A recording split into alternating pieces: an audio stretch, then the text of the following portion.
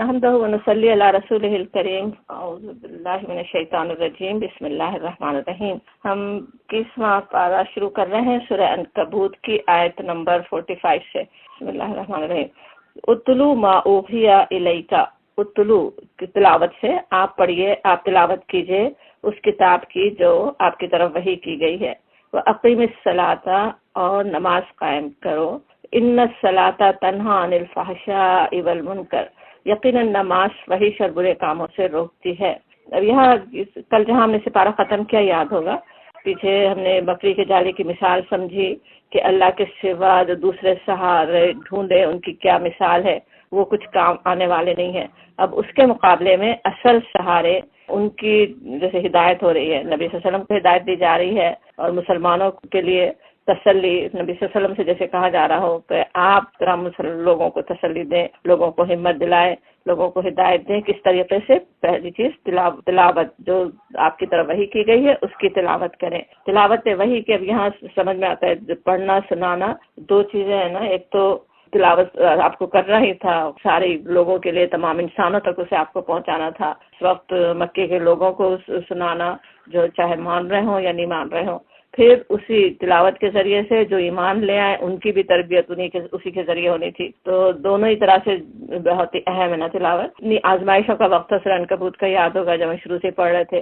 کہ آزمائشوں کی بات چل رہی تھی، اس میں سوچے ایمان پہ مضبوط رہنے کے لیے، مضبوط ایمان پیدا کرنے کے لیے بہترین ہدایات یہاں پہ مل رہی ہیں۔ ہمیں بھی ہمارے لیے بھی بہت ہی اہم ہے۔ آج کا دور بھی آزمائشوں سے خالی تو نہیں ہے، تو بہت سے فتنے ہیں، تو اس میں جو چیزیں کام آنے والی ہیں، جو انسان کے ایمان کو مضبوط کرنے والی ہیں، ان میں پہلی چیز کیا ہے کہ قرآن کی تلاوت۔ یہاں پہ تو نبی صلی اللہ علیہ وسلم سے کہا کہ آپ سنائیں، لیکن اب ہمارے لیے، ہر مسلمان کے لیے سننا سنانا ہر چیز اہم ہے۔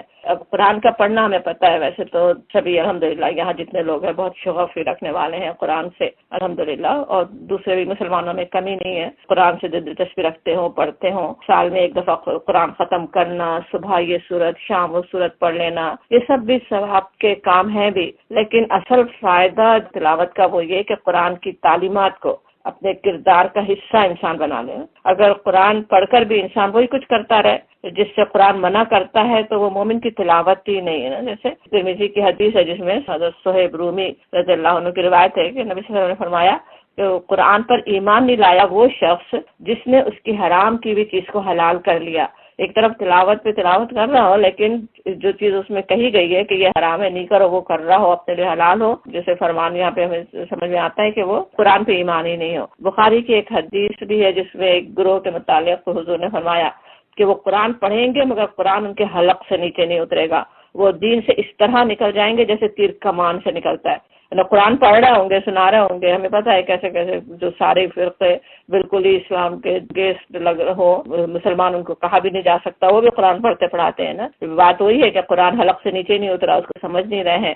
ایک اور مسلم کی حدیث بھی یاد ہی رکھ لینے کی ضرورت ہے کہ قرآن حجت ہے تیرے حق میں یا تیرے خلاف، یعنی کیا مطلب ہوا اس حدیث کا کہ وہ قرآن کی اگر پیروی کی تو وہ تمہارے لیے سفارش کرے گا، ورنہ وہ تمہارے خلاف گواہی دے گا کہ اس نے اس پر عمل نہیں کیا۔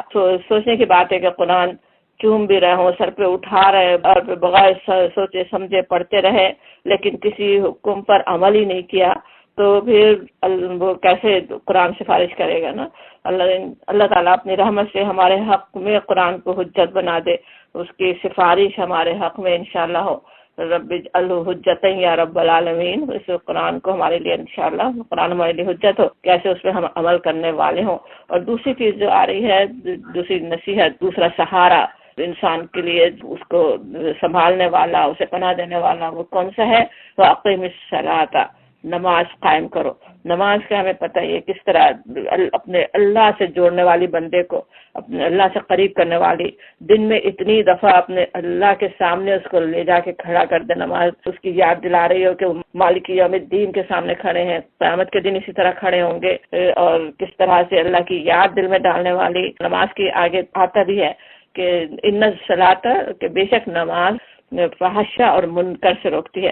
فحشہ کہیں تو اس میں ساری اخلاق خرابیاں اور بے حیائی آ جاتی ہے، منکر کہیں تو ایسی تمام برائیوں کے لیے ایک جامع لفظ ہے نا منکر. خواہشات نفس، لالچ، طمع، حرص سے جو خرابیاں پیدا ہوتی ہیں وہ سب اس میں شامل ہیں. اب یہاں پہ کہا جا رہا ہے کہ نماز اس سے روکتی ہے. اسی لیے ایک روح المعانی کتاب ہے جس میں امام جعفر صادق کا قول آتا ہے کہ جو شخص معلوم کرنا چاہے کہ اس کی نماز قبول ہوئی ہے یا نہیں، اسے دیکھنا چاہیے کہ اس کی نماز نے اسے فحشہ اور منکر سے کہاں تک روکا ہے. تو جتنا ہماری زندگی میں اس کا اثر نظر آ رہا ہو نماز کا، تب پتہ چلے گا کہ صحیح نماز ہو رہی ہے نا. اور اب نماز کے خشوع کے لیے جیسے ہم بات کر رہے تھے تو وہ ساری باتیں ذہن میں اگر ہو کہ جو کچھ پڑھ رہا ہے نماز میں اسے انسان سمجھ بھی رہا ہو کہ کیا پڑھ رہا ہے، بلکہ جو کر رہے ہیں نماز میں اس میں بھی دھیان ہو کہ کر کیا رہے ہیں، کس طرح ہم اپنے آپ کو اللہ کے سامنے جھکا رہے ہیں، اس کے سامنے اپنے آپ کو ڈال رہے ہیں سجدے کے اندر، اور اسی طرح ہر حکم کے آگے اس اپنے آپ کو بالکل جھکا دینے والے ہیں اللہ کے آگے. تو وہ اصل نماز ہے جو روکے گی پھر پوری ہماری زندگی کو بھی صحیح کرتی چلی جائے گی. اگر وہ نہیں کر رہی ہے تو ڈرنے کی تو ضرورت ہے، فکر کرنے کی ضرورت ہے، اپنی نماز کو بہتر بنانے کی ضرورت ہے، مگر یہ نہیں کہ نماز نہیں ہو رہی ہے میرا فائدہ نہیں ہو رہا نماز چھوڑ دیں، وہ بات نہیں ہے. جیسے حدیث میں بھی آتا ہے کہ ضروری نماز کی برائیوں کو دوری کروا دے گی نماز اگر پڑھتا ہی رہے تو انشاءاللہ ہم پابندی سے الحمدللہ سب پڑھنے والے تو ہیں، لیکن اس پہ توجہ کرنا، اس میں دھیان دینا کیا پڑھ رہے ہیں، اس نماز کا پورا فائدہ اٹھانے کی انشاءاللہ ہم کوشش کرنے والے ہوں. پھر کہا جاتا ہے کہ ذکر اللہ اکبر، ذکر اللہ پتہ ہے ایمفیسس کے لیے، تو بہت ایمفیسس سے بات ہو رہی ہے. کیا بات ہو رہی ہے کہ ذکر اللہ کا اکبر ہے، اللہ کا ذکر زیادہ بڑی چیز ہے.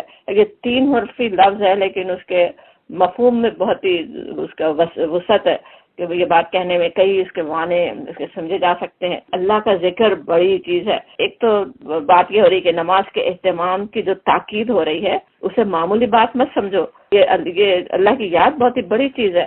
ایسے نہیں ہے کہ بس ایک بات کہہ دی جا رہی ہو تلاوت کرو نماز پڑھو، بہت ہی بڑی چیز ہے. تمہیں اطمینان دلانے والی، جس طرح دوسری جگہ آتا ہے نا الا بذکر اللہ تطمئن القلوب، تمہارے دل کو اطمینان دینے کے لیے، تمہیں ہمت دلانے کے لیے، تمہیں قوت دینے کے لیے ایک بڑی چیز ہے نماز. وہ ایک تو مفہوم اس کا یہ بھی سمجھا گیا. دوسرا پھر یہ کہ جیسے اللہ کی یاد تو ایک بڑی چیز ہے، انسان کا کوئی عمل اس سے افضل نہیں ہے، جیسے یہ کہا جا رہا ہو نا. صرف نماز ہی نہیں بلکہ ہر ذکر کی بھی بات جیسے وہاں پہ سمجھی جا سکتی کہ اللہ کا ذکر کرنا بہت ہی بڑی چیز ہے. پھر ایک اور مفہوم بھی سمجھا گیا کہ اللہ کا یاد کرنا، کہ اللہ ہمیں یاد کرے، وہ تمہارے یاد کرنے سے زیادہ اہم ہے. دوسری جگہ پیچھے ہم سے وقع میں بھی پڑھا ہے نا فذکرونی اذکرکم، تو میرا ذکر کرو میں تمہارا ذکر کروں، تو مجھے یاد کرو میں تمہیں یاد کروں. وہ کتنی اکبر چیز ہے اللہ تعالیٰ یاد کرے. اور اللہ کی یاد کیسے ملے گی، اللہ تعالیٰ ہمیں کیسے یاد کرے، ہم اس کا ذکر کرنے والے ہوں. پھر دوسری احادیث سے یہ بھی پتہ چلتا ہے کہ ہر عبادت کو بہتر کرنے والی چیز اللہ کا ذکر ہے نا. آپ سے پوچھا گیا ہے کہ کس کا حج زیادہ مقبول ہے، کس کا جہاد، اسی طرح دوسری نیکیوں کا. آپ ہر ایک کے لیے یہی آپ کا جواب تھا کہ جو اس کا جو زیادہ ذکر کرنے والا ہو، جو زیادہ اللہ کو یاد کرے، اس کی ہر عبادت بھی بہتر ہوتی چلی جاتی ہے نا. اور اکثر عبادتوں کا مقصد بھی وہی ہے. جیسے سورہ مریم میں موسیٰ علیہ السلام کو نبوت دیتے وقت اللہ تعالیٰ کی جو گفتگو آتی ہے وہاں پہ کیا تھا، اقیم الصلاۃ لذکری، نماز قائم کرو میرے ذکر کے لیے. تو وہ اصل اکبر چیز ہے نا، نماز کے اندر بھی اکبر چیز اللہ کا ذکر ہے کہ اللہ کی یاد اگر نہیں ہے تو پھر وہ نماز کا پورا مقصد ہی پورا نہیں ہو رہا ہے. تو اس طرح کئی لحاظ سے ولا ذکر اللہ اکبر کی بات سمجھائی جا رہی ہے.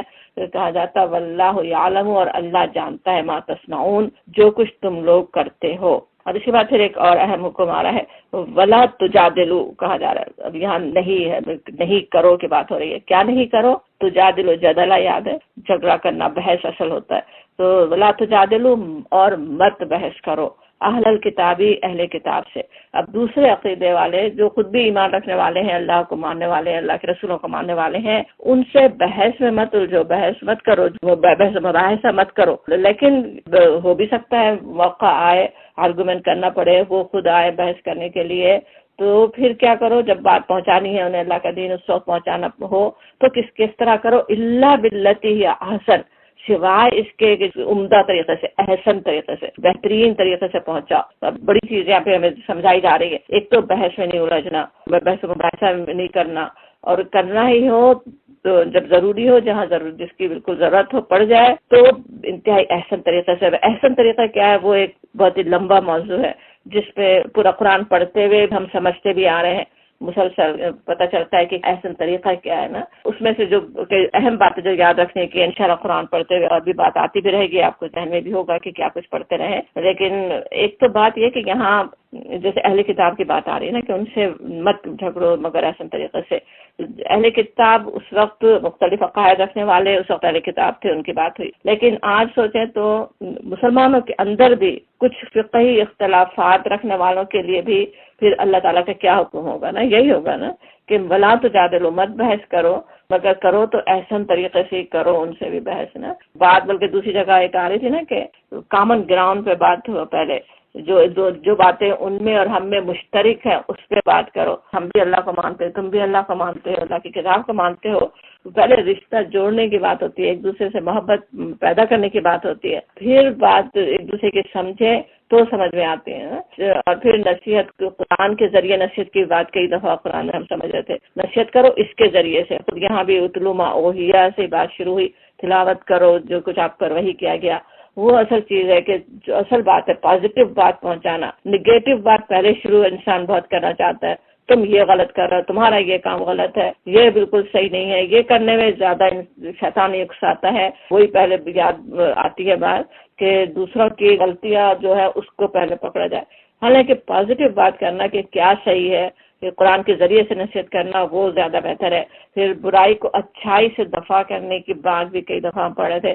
دوسرے اگر بری طرح بھی بات کر رہے ہوں، احسن جواب ہو تو اس کے یہاں بھی جس طرح کہا جا رہا ہے احسن طریقے سے، ایسا نہیں اچھا ہی جواب دینا. سیئہ کو حسنہ سے دفع کرو، جیسے کئی جگہ ہم پڑھ چکے. کوئی الجھنا بھی چاہ رہا ہے تو یا تو احسن طریقے سے جواب دو یا کنارہ کش ہو جاؤ. شیطان وسوسے سے ڈالے گا کہ ان کو زیادہ بڑی بات کر کے چپ کروا دو یا وہ اشتعال دلائے گا. تو وہاں بھی ہم دیکھتے ہیں جہاں بھی اس طرح کی بات ہے وہاں پہ شیطان سے اللہ کی پناہ مانگنے کی بھی بات آتی ہے. پھر انبیاء کرام کے جو اس میں ہم دیکھ رہے تھے کس طرح انہوں نے بات پہنچائی اللہ کے دین کی، کس طرح بات کی، کس طرح انہوں نے بحث کی. اس میں بھی بہت نمونے ہمارے لیے تھے. حضرت ابراہیم علیہ السلام کا ہم نے دیکھا، یوسف علیہ السلام کا، موسیٰ علیہ السلام کا. تو ان سب سے انشاءاللہ ہمیں یاد ہو کہ کس طرح انہوں نے بات کی ہے، کس طرح اللہ کے دین کو اللہ کے بندوں تک پہنچایا. وہ ہمارے لیے بہترین نمونہ ہے. پھر کہا جاتا سوائے ان لوگوں کے جو ظالم ہو. اب یہ سوائے کس کے لیے ہو رہی کہ وہ احسن بات کی جو تھی، جو ظلم ہی کر رہے ہوں. ظاہر ہے ایک وقت آتا بھی ہے کہ کبھی ظلم کرنے والوں کو چپ کروایا جائے، صحیح طرح سے ان سے مقابلہ کیا جائے. یہاں پہ استثناء بھی آ رہا ہے کہ سوائے اس کے جو ظالم ہو، اور ان سے کہو ہم ایمان لائے ہیں اس چیز پر جو ہماری طرف بھیجی گئی ہے. اب وہی دیکھیں پازیٹیو میسج بس پہنچا دو، اور اس چیز پر بھی جو تمہاری طرف بھیجی گئی تھی. اور ایک الہنا و الہکم واحد، پورا طریقہ سکھا دیا جا رہا ہے. ہمارا خدا تمہارا خدا ایک ہی ہے، ایک ہی اللہ پر ہم ایمان رکھتے اور ہم اسی کے نحن لہ مسلمون، ہم تو اسی کے مسلم و فرما بردار ہیں. بہترین طریقہ بات کرنے کا، میسج پہنچانے کا. اور کہا جاتا ہے وَكَذَلِكَ أَنزَلْنَا إِلَيْكَ الْكِتَابَ، ہم نے اسی طرح تمہاری طرف ایک کتاب نازل کی ہے. اس لیے وہ لوگ جن کو ہم نے پہلے کتاب دی تھی وہ اس پر ایمان لاتے ہیں، اور ان لوگوں میں بھی بہت سے اس پر ایمان لا رہے ہیں اور ہماری آیات کا انکار صرف کافر ہی کرتے ہیں. اور تم اس سے پہلے کوئی کتاب نہیں پڑھتے تھے اور نہ اپنے ہاتھ سے لکھتے تھے. اگر ایسا ہوتا تو باطل پرست لوگ شک میں پڑ سکتے تھے. کس طرح سے معجزہ ہے نا، اللہ تعالیٰ نے کیسی کھلی جیسے بینہ نبی صلی اللہ علیہ وسلم کی ذات میں رکھ دی کہ آپ جو نہ پڑھنا جانتے تھے نہ لکھنا جانتے تھے اور وہ ایسی بہترین کتاب پیش کر دیں تو اس سے بڑی اور روشن نشانی کیا سکتی ہے. دراصل یہ روشن نشانیاں کہا جاتا کہ بل ہوا آیات بینات فی صدور الذین اوتوا العلم، کس کو نظر آتی ہیں؟ ان لوگوں کے دلوں میں جنہیں علم بخشا گیا، ان کے دلوں میں جنہیں اوتوا العلم، علم دیا گیا. علم ویسے تو انسان حاصل کر لے، اپنے دماغ میں ساری چیزیں بھر لے، طرح کتاب میں لکھے پوری دماغ میں لکھ دی جائیں، لیکن اصل چیز ہے دل میں اترنا، اس علم کا اثر بھی ہونا. کہا جاتا ہے کہ جس کے دلوں میں اللہ تعالیٰ نے علم بخشا ہے انہیں وہ باتیں ساری سمجھ میں آتی ہیں، یہ بینات بھی نظر آتی ہیں، یہ نشانیاں نظر آ رہی ہوتی ہیں، اور ہماری آیات کا انکار نہیں کرتے. مگر وہ جو ظالم ہے، خود ہی ظلم جو کر رہے ہیں، اپنے نفس پہ ظلم کر رہے ہیں، وہی جو ہے آیات کا انکار کرتے ہیں. ورنہ آیات تو بالکل بینات ہے، کھلی کھلی ہیں، ہر ایک شخص اس پہ ایمان لا سکتا ہے. اور یہ لوگ کہتے ہیں کیوں نہ اتارے گئے اس شخص پر نشانیاں؟ کہو نشانیاں تو اللہ کے پاس ہے، نشانیاں اس کے رب کی طرف سے. کہو نشانیاں تو اللہ کے پاس ہے اور میں صرف خبردار کرنے والا ہوں کھول کھول کر. انما انا نذیر مبین، میں تو بس نذیر ہوں، کھول کر بات بتا دینے والا ہوں. اور کیا ان لوگوں کے لیے نشانی کافی نہیں ہے کہ ہم نے تم پر کتاب نازل کی جو انہیں پڑھ کر سنائی جاتی ہے۔ اب یہ وہی بات سمجھ میں آ رہی ہے، کتاب اتنی بڑا معجزہ تمہارے سامنے ہے، اس سے بڑی اور کیا نشانی تمہیں چاہیے؟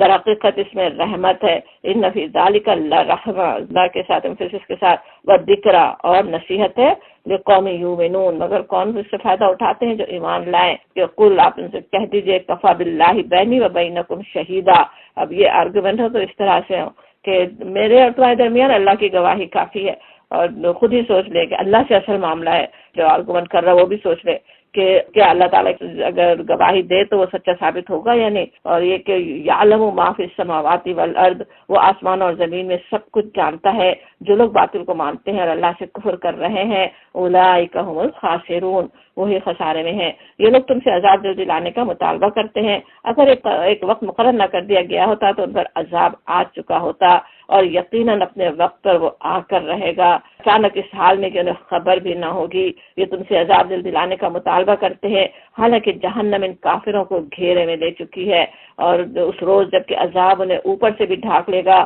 اور پاؤں کے نیچے سے بھی، اور کہے گا کہ اب چکھو مزہ ان کرتوتوں کا جو تم کرتے تھے، جو بالکل ہی ان کا ارادہ ہی نہیں ہے کبھی ایمان لانے کا، بالکل انکار کر چکے بڑے بڑے وہ سردار، ان کے لیے کہا جاتا ابھی تیار ہی ہے، عذاب تو ان کا پہلے تیار ہو چکا ان کے کرتوتوں کی بنا پہ۔ اس وقت پھر کیا ان کے کہا جائے گا کس طرح سے کہ لو چکھو، ابھی مانگ رہے عذاب، دکھاؤ دکھاؤ، حالانکہ وہ کیسے گھیرے میں اس کے ہیں خود ہی۔ اللہ تعالیٰ اس سے عذاب سے دور رکھے ہمیں۔ پھر اب کہا جاتا ہے یا عبادی الذین آمنوا، ایک اور راستہ دکھایا جا رہا ہے مومنوں کو، یہاں پہ رہنا مشکل ہو رہا ہو، آزمائش سے ایمان پر قائم رہنا بالکل ناممکن ہو رہا ہے، تو ایک اور راستہ بھی ہے کہ میرے بندوں سے، اے میرے بندو جو ایمان لائے ہو، اللہ تعالیٰ اپنے بندوں سے خود مخاطب ہے، میرے بندو جو ایمان لائے ہو، میری زمین وسیع ہے، بس فَإِيَّايَ فَاعْبُدُونِ، بس میری ہی بندگی بجا لاؤ۔ یعنی اشارہ مل رہا ہے، یہ ہجرت حبشہ سے تھوڑا پہلے کی آیات سمجھ میں آتی ہے نا، کہا جا رہا ہے کہ یہاں پہ بالکل ناممکن ہو رہا ہے اسلام پر چلنا، قائم رہنا، اور زندگی دوبھر کر رہے ہیں، تو میری زمین وسیع ہے، ہجرت کر سکتے ہو، پھر جا سکتے ہو۔ اب ہجرت کرنے میں پھر جو رکاوٹیں پیش آتی ہیں، جو مشکلات ہوتی ہیں، اس کا جواب دیا جا رہا ہے، اسے آسان کر کے بتایا جا رہا ہے۔ کل نفس ذائقۃ الموت، ہر متنفس کو موت کا مزہ چکھنا ہے۔ نکلنے، سفر کرنے، کہیں جانے کے لیے کیسے انسان کو اپنی زندگی کے لالے پڑ رہے ہوتے کہ پتہ نہیں کیا ہوگا، خیریت سے پہنچیں گے، جائیں گے نہیں جائیں گے۔ اسلام کی اصل فکر ہے، اسلام بچانے کی فکر ہے، تو اس کے بعد اللہ پہ پورا توکل اور بھروسہ ہو، پتہ ہے کہ موت تو آنی ہے، ہر حال میں آنی، جو وقت موت کا لکھا اسی وقت آئے گی۔ تم الینا ترجعون، ہماری طرف ہی تم پلٹا کر لائے جاؤ گے، اللہ کے پاس تو جانا ہی ہے۔ تو کیوں نہ ایمان کے ساتھ انسان جائے، ایمان پر قائم رہنے کی کوشش کرتے ہوئے اللہ کے پاس جائے، اور جو لوگ ایمان لائے ہیں اور جنہوں نے نیک عمل کیے، ان کو ہم جنت کے بلند بالا عمارتوں میں رکھیں گے، یعنی ایسی اچھی جگہ پہنچ جاؤ گے، کہا جا رہا ہے جن کے نیچے نہریں بہتی ہوں گی، جہاں وہ ہمیشہ رہیں گے۔ نعم اجر العاملین، کیا ہی عمدہ اجر ہے عمل کرنے والوں کے لیے۔ ان لوگوں کے لیے اب یہ کون ہے جن کے لیے بتائے جا رہے ہیں جنت کے بلند بالا عمارتیں جن کے لیے ہیں؟ کس کے لیے؟ جو الذین صبروا، جنہوں نے صبر کیا ہے۔ اور صبر کا ہم دیکھ سکتے ہیں تو کن لوگوں سے بات ہو رہی ہے، کیسا وہ صبر کر رہے تھے، کیسے کیسے ٹارچر پر، کیسے کیسے مشکلات، کیسے خطرے، ان میں جو صبر کر لیں۔ اور صبر سے مراد وہی ذہن میں رہے پورا مفہوم، اصل چیز یہ ہے کہ ہمت، عزم ہو، ایمان پہ بہرحال قائم رہنا ہے۔ ضروری نہیں کہ اپنے آپ کو مصیبتوں میں اپنے آپ کو ڈال کے صبر کرے، راستے اللہ تعالیٰ دکھا رہا ہے، وہاں سے نکل سکتے ہو، ہجرت کر سکتے ہو، وہ سب بھی صبر ہی ہے کہ اپنے آپ کو بچا کر ایمان پر قائم رہنے کی انسان کوشش کرے۔ وَعَلَىٰ رَبِّهِمْ يَتَوَكَّلُونَ، اور جو اپنے رب پر توکل کرتے ہیں، توکل کر کے، بھروسہ کر کے کہ وہاں بھی اللہ تعالیٰ مجھے رزق دے سکتا ہے، خیر و عافیت سے، دوسری جگہ بھی اللہ تعالیٰ امن عطا کر سکتا ہے، ہجرت کے لیے بھی تیار ہو جائے، یا ہر معاملے میں اللہ پہ توکل کرنے والے ہوں۔ کتنے ہی جانور ہیں، اپنے رزق کے بارے میں بھی توکل سکھایا جا رہا ہے کہ کس طرح کتنے ہی جانور ہیں جو اپنا رزق اٹھائے نہیں پھرتے، کوئی ان کے گھر میں گروسری جمع نہیں ہے، نہ ساتھ اٹھائے پھر رہے ہیں، لیکن اللہ یرزقها وإیاکم، اللہ ان کو رزق دیتا ہے اور تمہارا رازق بھی وہی ہے، یعنی اللہ تعالیٰ دینے والا ہے۔ ان کو کس طرح صبح کھا رہے ہیں جیسے پرندے، شام کا رزق ان کے پاس جمع نہیں ہے، لیکن اللہ تعالیٰ انہیں صبح شام رزق پہنچا رہا ہو، بلکہ پرندے کے ہر جاندار کو جو اللہ تعالیٰ نے انتظام سارے سب کے کیے ہوئے، اور تمہارا بھی رزق اللہ ہی کے ذمہ ہے، آج بھی تمہیں اللہ تعالیٰ ہی دے رہا ہے، کل بھی وہ تمہیں دے سکتا ہے. وَهُوَ السَّمِيعُ الْعَلِيمُ، وہ سب کچھ سنتا اور جانتا، اس پہ توکل رکھو. یعنی ایسا نہیں ہو کہ رزق کی وجہ سے، رزق کی پریشانی کے لیے جو مہوم اندیشے ہی ہوتے رہے، کچھ پتہ بھی نہیں ہوتا، ہو سکتا ہے اللہ نے زیادہ رزق رکھا ہو دوسری جگہ جائیں تو، لیکن انسان صرف اس کی وجہ سے اپنے دین پہ کمپرومائز کرنے کے لیے تیار نہ ہو جائے کہ پھر کھائیں گے کہاں سے، پھر پئیں گے کہاں سے، وہ نہ ہو. دین پہ بہرحال کمپرومائز نہیں ہو، اس کے لیے اللہ پہ توکل رکھے. اگر تم ان لوگوں سے پوچھو کہ زمین اور آسمان کو کس نے پیدا کیا اور چاند اور سورج کو کس نے مسخر کیا، تو وہ ضرور کہیں گے اللہ نے. فَأَنَّ يُؤْفَكُونَ، پھر کہاں سے دھوکہ کھا رہے ہیں. یوفکون کہتے جیسے کوئی بہکا رہا ہو، کہاں سے بہکائے جا رہے ہیں، وہ کدھر سے دھوکہ کھا رہے ہیں. عام لوگوں سے، عوام سے، کسی سے بھی پوچھا جائے، اس قریش کے لوگوں سے بھی، اس سب کو پتا تھا کہ اللہ نے یہ سب پیدا کیا، لیکن سردار بہکا رہے ہیں تو قرآن کی طرف توجہ نہیں دینے دیتے، قرآن کے خلاف پروپیگنڈے کر رہے ہیں اور ان کو بات سمجھنے کو تیار نہیں ہے. اللہ ہی ہے جو اپنے بندوں میں سے جس کا چاہتا ہے رزق کشادہ کرتا ہے اور جس کا چاہتا ہے تنگ کرتا ہے. یقیناً اللہ جس کا جاننے والا ہے. یہ بات جو سنائی جا رہی ہے مسلمانوں کے لیے، جو ہجرت کی بات اوپر تھی نا، یہ یہاں پہ خاص طور پہ ان کے لیے بھی ہے. کفار مکہ جو بات حضور کی نہیں ماننے کو تیار تھے، کیا اندیشے تھے ان کو بھی کہ وہ جو رزق آج مل رہا ہے، بتوں کی سے جو کمائیاں ہو رہی ہیں، وہ ہاتھ سے نکل جائیں گی. بتایا جاتا ہے کہ اللہ ہے رزق دینے والا، وہ جس کا چاہے دے، جس کا چاہے تنگ کر دے. وَإِنَّ اللَّهَ بِكُلِّ شَيْءٍ عَلِيمٌ، یقیناً اللہ جس کا جاننے والا ہے. اگر تم ان سے پوچھو کس نے آسمان سے پانی برسایا اور اس کے ذریعے سے مردہ پڑی ہوئی زمین کو کس نے جلا اٹھایا، تو وہ ضرور کہیں گے کہ اللہ نے. کہو الحمدللہ. الحمدللہ کہو تو کس طرح ہے کہ اتنی باتیں تم مانتے ہو نا، جب اللہ تعالیٰ برسا رہا ہے پانی، وہ مردہ زمین کو جلا اٹھاتا ہے، وہی تمہیں رزق دینے والا ہے. نظر نہیں آتی تمہیں نشانی. بل اکثرهم لا یعقلون، مگر اکثر لوگ سمجھتے نہیں. بلکہ بہت کچھ ہے اس میں الحمدللہ کہنے میں کہ کس طرح سے یہ بات اگر سمجھ رہے ہو تو اور کیا کچھ سمجھنے کی ضرورت ہے. اللہ پر ایمان، توحید پر ایمان، آخرت پر ایمان، اور یہ دنیا کی زندگی کچھ نہیں ہے. اس دنیا کی خاطر اپنے دین کو خطرے میں ڈال رہے ہو، دین کو نہیں مان رہے ہو، اپنی آخرت کو خطرے میں ڈال رہے ہو، اپنی آخرت برباد کر رہے ہو. وہ دنیا ہے ہی کیا؟ اس دنیا کی حقیقت کو سوچو. وما نہیں ہے یہ هذه الحیات الدنیا الا لهو ولعب، جیسے ایک کھیل تماشا ہو، ایک تھیٹر تھوڑی سی دیر کے لیے لگ رہا ہو، ایک مووی ذرا سی دیر کے لیے چل رہی ہو اور پھر اس کے بعد سب کچھ ختم ہو جائے. بالکل وہ ہے دنیا، تو ایک کھیل تماشا بس ہے، تھوڑی دیر کی بات ہے. وَإِنَّ الدَّارَ الْآخِرَةَ لَهِيَ الْحَيَوَانُ، اور اصل زندگی گھر تو وہ دار آخرت ہے، وہ ہے زندہ رہنے والی جگہ. لو کانوا یعلمون، کاش یہ لوگ جانتے. جب یہ لوگ کشتی پر سوار ہوتے ہیں تو اپنے دین کو اللہ کے لیے خالص کر کے اس سے دعا مانگتے ہیں. ایک اور نشانی دکھائی جا رہی ہے ان کے اپنے نفس میں کہ کیسے خود ہی ایک اللہ کو کیسے اس وقت مانتے ہو، اس وقت کیسے توحید پہ ایمان رکھتے ہو، ابھی شرک سے کو چھوڑنا نہیں چاہتے ہو، تو پھر جب وہ انہیں بچا کر خشکی پر لے آتا ہے تو یہ شرک کرنے لگتے ہیں تاکہ اللہ کی دیوی نجات پر اس کا کفران نعمت کریں. آ کے شکریہ اپنے بتوں کے ادا کرتے ہیں پھر، تاکہ وہ اللہ کی دیوی نجات اللہ نے بچایا تھا اور اس پہ کیسی ناشکری کرتے ہیں کہ دوسروں کا شکر کریں. کہا جاتا ہے کہ اچھا اور مزے لوٹنے والے تمتعوا، اور تاکہ مزے لوٹنے کے لیے. فسوف یعلمون، قریب انہیں معلوم ہو جائے گا. کیا یہ دیکھتے نہیں ہیں کہ ہم نے ایک پرامن حرم بنا دیا ہے؟ یعنی نشانی اللہ کی دیکھو تو کس طرح تمہارے لیے اللہ نے آج تمہیں اتنا پرامن حرم بنا کے دیا، حالانکہ ان کے گرد و پیش کے لوگ اچک لیے جاتے ہیں. کیسے حالات تھے، کوئی آسانی سے سفر نہیں کر سکتا تھا، قبیلے ایک دوسرے پہ آ کے حملے کر دے. قریش کو اللہ تعالیٰ نے کیسا امن دیا ہوا تھا، کوئی ان پہ حملہ کرنے کی جرات نہیں کرے. سفر کر رہے ہوں تو مسافر نوازی اور ان کے مہمان نوازیاں کر رہے ہوں لوگ، بجائے اس کے کہ ان کو لوٹے یا ان پہ حملہ کریں. اور کس طرح سے اللہ تعالیٰ نے ان کو کیا کچھ آج عطا کیا، اور کیا پھر بھی یہ لوگ باطل کو مانتے ہیں، اللہ کی نعمت کا کفران کرتے ہیں. یعنی یہ سب اللہ تعالیٰ اگر آج دے رہا ہے کل بھی دے سکتا ہے. اس پر بھروسہ رکھو. اس شخص سے بڑا ظالم کون ہوگا جو اللہ پر جھوٹ باندھے یا حق کو جھٹلائے جبکہ وہ سامنے آ چکا ہو. سوچو کیا کر رہے ہو تم، کیسا بڑا ظلم کر رہے ہو. سچ نظر آ رہا ہے، اللہ کی کتاب، اللہ کے رسول نظر آ گئے اور پھر بھی جھوٹ باندھ رہے ہو. کیا ایسے کافروں کے لیے جہاں ٹھکانہ جہنم نہیں ہے، الیس فی جہنم مثوی للکافرین، ان کے لیے اور کیا ہو سکتا ہے ایسے کفر کرنے والوں کے لیے.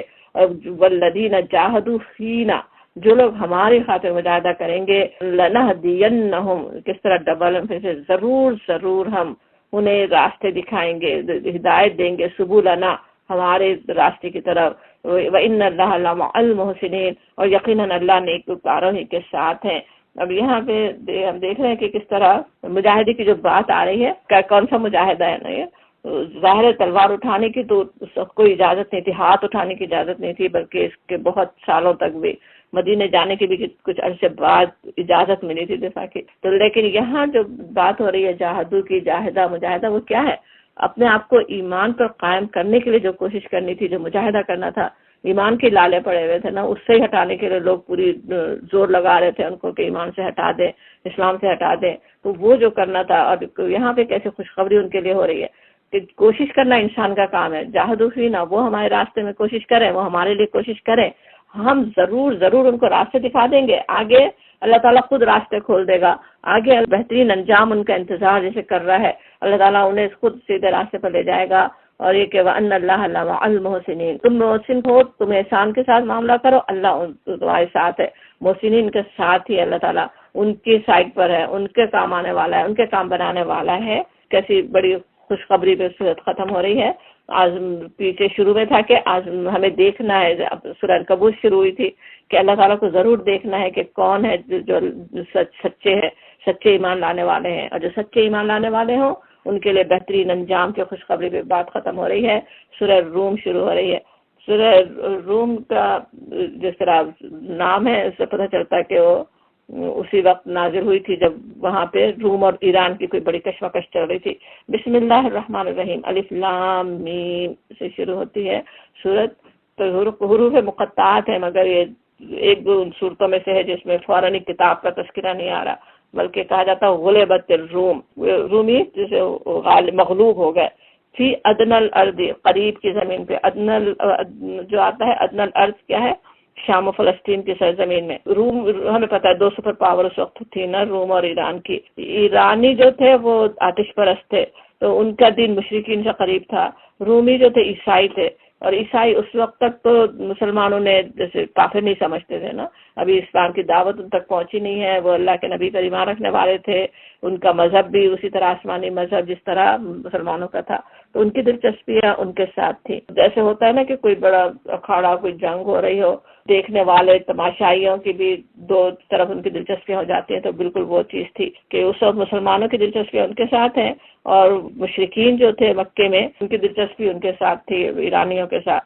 اور جب رومی مغلوب ہو گئے، ایرانیوں نے بری طرح ان کو ہرا دیا، تو اہل مکہ بہت ہی خوش ہو رہے تھے۔ لیکن یہاں قرآن پیشن گوئی کر رہا ہے کیا کہ وَهُم مِّن بَعْدِ غَلْبِهِمْ سَيَغْلِبُونَ، اور اپنی اس مغلوبیت کے چند سال بعد غالب آ جائیں گے۔ پھر بِضْعِ سِنِین آتا ہے، بِضْعِ سِنِین کیا تو جیسے 10 سال کے اندر تو کچھ سالوں میں وہ غالب آ جائیں گے۔ حالانکہ جو حالت اس وقت تھی، کوئی بھی اس کو دیکھ کر یہ کہہ نہیں سکتا تھا کہ دوبارہ رومی طاقت پکڑ سکیں گے۔ ایرانیوں نے اس بری طرح انہیں مغلوب کر دیا تھا، لیکن اللہ کی بات کہ کیسے سچی ثابت ہوتی ہے، قرآن کی پیشن گوئی، قرآن کی سچائی کا ایک معجزہ ہے کہ اس نے وہ بات کہی اور بالکل اسی طرح ہی ہوا کہ اتنے عرصے میں وہ غالب ہوئے، دوبارہ رومیوں نے طاقت پکڑی اور انہوں نے ایران کو مغلوب کر لیا۔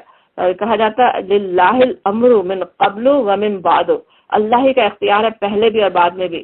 یعنی آج وہ اللہ کے ماننے والے اگر ہار گئے ہیں تو یہ بات نہیں ہے کہ کوئی شیطانوں نے اللہ کو ہرا دیا، نعوذ باللہ، وہ بھی اللہ کا ہی حکم تھا۔ آج اللہ کے حکم سے رومی مغلوب ہوئے ہیں، اور کل بھی اگر وہ غالب ہوں گے تو اللہ کے حکم سے ہی ہوں گے۔ اور وہ دن کون سا ہوگا؟ وہ یومئذ یفرح المومنون، وہ دن ہوگا جب کہ مومنون فرح سے خوش ہو رہے ہوں گے، بنصر اللہ، اللہ کی نصرت پر۔ ینصر من یشاء، مدد کرتا ہے اللہ تعالیٰ، نصرت فرماتا ہے جس کی چاہے، وہو العزیز الرحیم، وہ بہت زبردست اور رحیم ہے۔ اب یہاں پہ جب یہ آیات نازل ہوئی ہیں اس وقت تو مسلمان سوچ بھی نہیں سکتے تھے کہ مومنون کس بات پہ خوش ہوں گے جب وہ رومی غالب ہوں گے۔ اس وقت بس یہی سوچ سکتے تھے کہ رومیوں کے جیتنے پر مومن خوش ہوں گے۔ اس وقت مکے میں بھی مسلمانوں کی اور کفار کی بھی بالکل ویسی کیفیت تھی نا، بالکل مسلمان مغلوب تھے۔ مسلمانوں کو تو یہ ڈر تھا کہ بچیں گے بھی کہ نہیں، انہیں صفحہ ہستی سے مٹا دیا جائے، ان کو چلنے نہ دیا جائے، یہ حالت اس مسلمانوں کی تھی۔ لیکن وہ چند سالوں میں کیسے حالات نے پلٹا کھایا ہے، جب رومی غالب ہوئے تب کون سا دن تھا؟ غزوہ بدر میں جب اللہ تعالیٰ نے نصرت فرمائی، اس کو یہاں پہ اصل میں کہا جا رہا ہے بنصر اللہ، اللہ کی نصرت سے ینصر من یشاء، اللہ تعالیٰ مدد کرتا ہے جس کی چاہے۔ ان دنوں میں جب غزوہ بدر میں مسلمانوں نے فتح پائی، ان کے دل خوش ہیں، اس وقت ہی وہ ہو رہا تھا کہ رومی دوبارہ غالب آئے، اور کہ کہا جا رہا ہے یہ وعدہ وعد اللہ کا وعدہ ہے، لا یخلف اللہ وعدہ، اللہ کبھی اپنے وعدے کی خلاف ورزی نہیں کرتا، ولکن اکثر الناس لا یعلمون، مگر اکثر لوگ نہیں جانتے۔ اب یہاں پہ بھی وعدہ، چاہے یہ پڑھتے وقت شروع جب آیات نازل ہوئی ہیں صرف رومیوں کے بارے میں سوچے، مگر اصل وعدہ تو مسلمانوں کے لیے ہے کہ اللہ تعالیٰ کا وعدہ ہے، انہیں اللہ تعالیٰ نصرت دینے والا ہے، انہیں کامیاب کرنے والا ہے۔ لوگ دنیا کی زندگی کا بس ظاہری پہلو جانتے ہیں اور آخرت سے وہ خود ہی غافل ہیں، ہم عن الآخرۃ ہم غافلون۔ دنیا کو دیکھتا رہتا ہے نا، ظاہر میں جو سامنے نظر آ رہی ہے اس پہ اس کی نظر ہوتی ہے، دیکھتا نہیں ہے آخرت میں کیا ہو رہا ہے۔ کہا جاتا افلم یتفکروا فی انفسہم، اپنے نفس پہ، اپنے اندر، اپنے پر غور کر لے انسان تو کیا کچھ سمجھ لے۔ اور یہ کہ ما خلق اللہ السماوات والارض وما بینہما الا بالحق، اللہ نے زمین اور آسمان اور ساری چیزوں کو جو ان کے درمیان ہے برحق اور ایک مقرر مدت ہی کے لیے پیدا کیا ہوا، اجل مسمى۔ آج سائنسدان بھی جانتے ہیں کہ ضرور یہ دنیا ایک مقرر مدت ہی کے لیے ہے، ضرور اس کو ختم ہونا بھی ہے، مگر بہت سے لوگ اپنے رب کی ملاقات کے منکر ہیں، پھر بھی لوگ جو ہے مانتے نہیں ہیں، اللہ کی ملاقات کو بھولے رہنا چاہتے ہیں، اس کے منکر ہیں۔ کیا یہ لوگ زمین میں کبھی چلے پھرے نہیں؟ اب لوگ انکار کر رہے ہیں، اور وہاں پھر بات بار بار یہ آتی ہے نا کہ اولم یسیروا فی الارض، دیکھنے کی طرف توجہ دلائی جاتی، زمین کو دیکھو، مشاہدے کرو، دوسری قوموں کے حال دیکھو، پڑھو، ان کے بارے میں سرچ کرو، تو کس طرح آنکھیں کھلیں، پتہ چلے کیسی قومیں آتی ہیں اور گزر جاتی ہیں، کیا کچھ ان کے حال ہوتا ہے، کیوں ہوا ان کا وہ انجام، کیا انہوں نے فینظروا کیف کان عاقبۃ الذین من قبلہم، تاکہ انہیں ان لوگوں کا انجام نظر آتا ہے جو ان سے پہلے گزر چکے ہیں، وہ ان سے زیادہ طاقت رکھتے تھے، اشد منہم قوہ، کیسی طاقت وہ رکھتے تھے۔ اس وقت قریش سے کہا جا رہا تھا، قریش کے پاس ظاہر ایک بلڈنگ تک اونچی نہیں تھی، اور کہاں وہ پیچھے کیسے کیسے وہ عمارتیں پہاڑ کاٹ کاٹ کے بنائے ہوئے احرام مصر آج تک کھڑے ہوئے، بلکہ سوچیں تو آج بھی انسان حیران ہوتا ہے کہ شاید وہ ہم سے زیادہ طاقتور تھے نا، جو ایسے پہاڑوں کے اندر مکان تراش کے بنانا اور احرام مصر کا کھڑا کر دینا۔ وہ آثار الارض، زمین کو انہوں نے خوب ادھیڑا تھا۔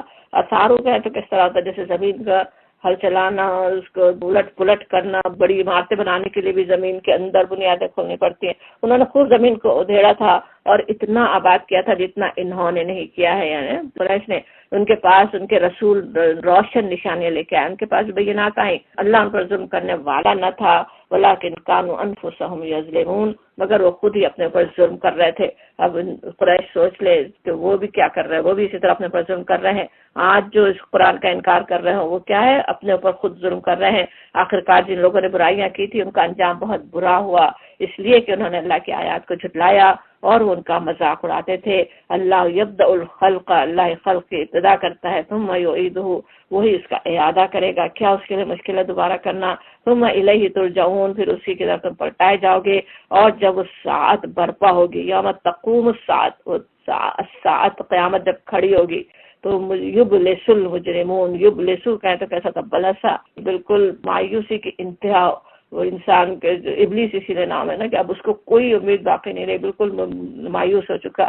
یبلس المجرمون، مجرم بالکل حق دک، بالکل مایوس ہو جائیں گے، اور ان کے ٹھہرائے ہوئے شریکوں میں کوئی ان کا سفارشی نہ ہوگا۔ جن کے بھروسے پہ ساری شرارتیں دنیا میں کرتے تھے، اللہ کو بھولے ہوئے تھے کہ بس کوئی بچا لے گا، وہ کوئی ان کا وہاں پہ سفارش کرنے والا نہ ہوگا، اور وہ اپنے شریکوں کے منکر ہو جائیں گے۔ اور جس روز وہ ساعت برپا ہوگی، وہ یہ بات ہے، یوم تقوم الساعۃ یومئذ یتفرقون، انسان جو ہے پھر گروہوں میں بٹ جائیں گے، جیسے مختلف گروہ بن جائیں گے نا۔ اس وقت آج تو کچھ اور گروہ ہیں، اس وقت کسی اور طرح سے گروہ، اس وقت مومن اور کفار کے گروہ۔ آج دنیا میں چاہے وہ ملے جلے رہتے ہوں، ایک ہی گھر میں ہو، کوئی باپ کافر بیٹا نیک یا جس طرح سے بھی ہو، وہاں وہ بالکل مختلف ہو جائیں گے۔ اور جو لوگ ایمان لائے ہیں، جنہوں نے نیک عمل کیے، وہ روضۃ یحبرون آتا ہے، باغ میں شاداں فرحاں رکھے جائیں گے، جیسے بڑا باغ ہو جنت کا۔ اور جنہوں نے کفر کیا ہے اور ہماری آیات کو اور ہم آخرت کی ملاقات کو جھٹلایا، فَأُولَئِكَ فِي الْعَذَابِ مُحْضَرُونَ، وہ عذاب میں حاضر رکھے جائیں گے، جیسے عذاب ان سے ٹلنے والا نہیں ہو۔ فسبحان اللہ حین تمسون. سوچیں آخرت کا اتنا خوف آ رہا ہو، سوچیں ایک انجام وہ، دوسرا انجام یہ، پھر اب ہم کیا کریں؟ کرنے کا کام سکھایا جاتا. جس طرح آج کا سپارہ شروع کیا تھا نماز کی بات سے، اسی طرح کی بات ہے. فسبحان اللہ، بس تسبیح کرو جب اللہ کی، جب کہ تم شام کرتے ہو اور جب صبح کرتے ہو، اور آسمانوں اور زمین میں اسی کے لیے حمد ہے. وَلَهُ الْحَمْدُ فِي السَّمَاوَاتِ وَالْأَرْضِ وَعَشِيًّا وَحِينَ تُظْهَرُونَ. اور تیسرے پہر، اور جب کہ تم پر ظہر کا وقت آتا ہے. صبح شام کی تسبیح ذہن میں ہوگا کیا کچھ اس کا مطلب ہوتا ہے، مفہوم. دائمی تسبیح بھی صبح شام کی بھی، اور پھر نماز کے اوقات کی طرف. تو یہاں پہ تو پورا اشارہ مل رہا ہے نماز کے وقت کی طرف. وہ زندہ میں سے مردے کو نکالتا ہے اور مردے میں سے زندہ کو نکالتا ہے، اور زمین کو اس کی موت کے بعد زندگی بخشتا ہے. وَكَذَلِكَ تُخْرَجُونَ، اسی طرح تم بھی نکالے جاؤ گے. دن رات دیکھتے ہو تماشا، اور پھر کیسے نہیں مانتے کہ تم دوبارہ کھڑے کیے جاؤ گے. اس کی نشانیوں میں سے یہ ہے کہ اس نے تم کو مٹی سے پیدا کیا، پھر یکائک تم بشر ہو کر زمین میں پھیلتے چلے جا رہے ہو. اسی زمین سے تو انسان بن رہا ہے، اور اس کے بعد پھر کیسا پھیل رہا ہے، جو ایک جوڑے سے کیسے پورا قبیلہ بن جاتا ہے نا، وہ پھیلاتا چلا جا رہا ہے. کیسی بڑی اس میں نشانی ہے، ذرا سوچو. اور اس کی نشانیوں میں سے اس طرح روم نشانیاں بار بار دکھاتے ہیں، غور کرنے والی، سوچنے والی. یہاں نشانی اپنی پیدائش کی بتائی گئی. پھر کہا جا رہا ہے اس کی نشانیوں میں سے یہ ہے کہ اس نے تمہارے لیے تمہاری ہی جنس سے بیویاں بنائیں تاکہ تم ان کے پاس سکون حاصل کرو. اس نشانی پہ تو بہت ہی غور انسان کر سکتا ہے، کافی ٹائم چاہیے کرنے کے لیے. انشاءاللہ ہم خود کرنے والے ہوں کہ کیسی بڑی اس میں نشانی ہے اللہ تعالیٰ کی قدرت کی، کہ اللہ نے خاص طور پہ کس طرح بنایا. سمجھ میں آتا ہے کہ کہنے کو ایک ہی اسپیشی، دونوں ہی انسان ہیں، لیکن کس طرح ایک دوسرے سے مختلف بھی، ایک جیسے ہوتے ہوئے ایک دوسرے سے مختلف، اور ایسے مختلف کہ ایک کے پاس دوسرے کا جواب ہو، ایک کو دوسرے کے پاس تسکین حاصل ہو. ایک کی کیسی صفات ہے، دوسرے کی کیسی صفات ہے، دونوں مل کے بہترین طریقے سے زندگی کی گاڑی کو چلا سکے، تاکہ تم ان کے پاس سکون حاصل کرو اور تمہارے درمیان محبت اور رحمت پیدا کر دے. مودتوں و رحمہ، اور وہ بھی کیسی بڑی اللہ کی نشانی ہے. دو بالکل اجنبی لوگ بھی ہوں چاہے، اور وہ ان کے درمیان اللہ تعالیٰ ہی ہے جو محبت ڈالنے والا. محبت کیسی چیز ہے نا، کہیں فیکٹری میں بن نہیں سکتی، کوئی بنا نہیں سکتا انسان.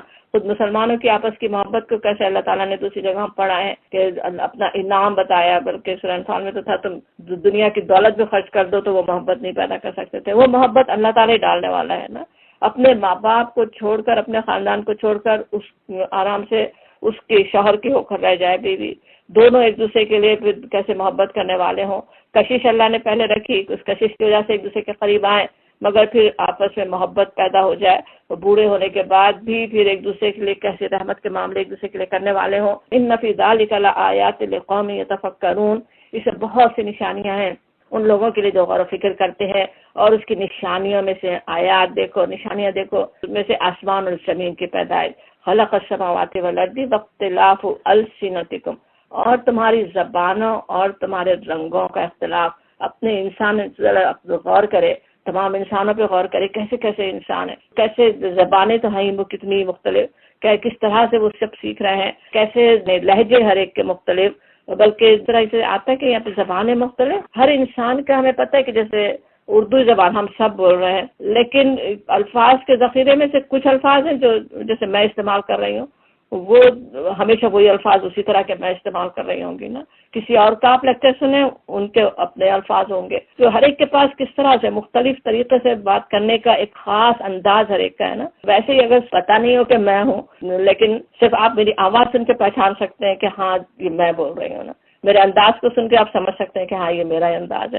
اسی طرح ہر فرد کا ایک اپنا خاص انداز، وہ کس طرح کس نے دیا، کس طرح اللہ نے پیدا کیا. یہ اتنے انسان، اور ہر انسان، ایک ہی گھر کے تمام انسانوں کے مختلف آواز، لہجہ، طریقہ بات کرنے کا ملتا ہوا بھی ہوگا کچھ، مگر پھر کچھ مختلف بھی ہوگا. ان فی ذلک لآیات للعالمین، یقیناً اسے بہت نشانیاں ہیں عالمین، بہت دانش مندوں کے لیے نشانیاں ایسے بہت سی.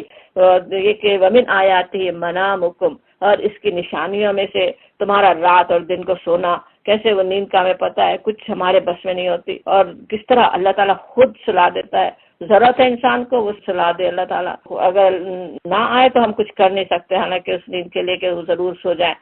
اور تمہارا اس کے فضل کو تلاش کرنا ہے، کس طرح وہ تمہیں اٹھا بھی دیتا ہے، صبح خود ہی سے جگا دے اللہ تعالیٰ کہ تم جا کے اپنا فضل تلاش کرو. ان فی ذلک لآیات لقوم یسمعون، یقیناً اس میں بہت سی نشانیاں ان لوگوں کے لیے جو سنتے ہیں، جو بات کو سنیں، ان آیات کو سنیں، غور کریں تو انہیں کیسی نشانیاں ان سب چیزوں میں نظر آئیں، اور اپنے رب کی کیسی پہچان ہوتی ہے، رب کا تعلق کیسا بڑھ سکتا ہے ہمارے لیے جو ہم پہلے ایمان رکھنے والے ہوں، توحید کو ماننے والے ہوں.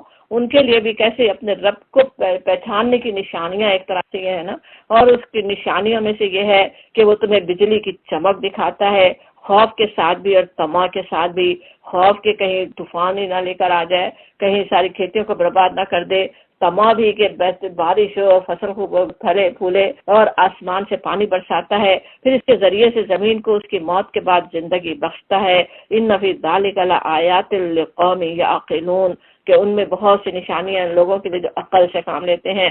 اب یہاں جس طرح مختلف الفاظ آتے، کہیں للعالمین، کہیں لقوم یسمعون، ان سب میں اور نشانیاں بھی مختلف طرح کی ہوتی نا، تو اس کے لیے خاص طور پہ اس میں بھی کچھ مناسبت ہوتی ہے جس پہ ابھی بہت زیادہ غور کرنے کا ٹائم اگرچہ نہیں ہے، لیکن مختلف آیات مختلف لوگوں کو کیسے نظر آتی نا، جو کم از کم سن ہی لیں تو یعنی عقل سے چاہے پوری طرح کام نہ لیں تب بھی ان کو وہ آیات سمجھ میں آ جائیں جو پیچھے دکھائی گئی تھی.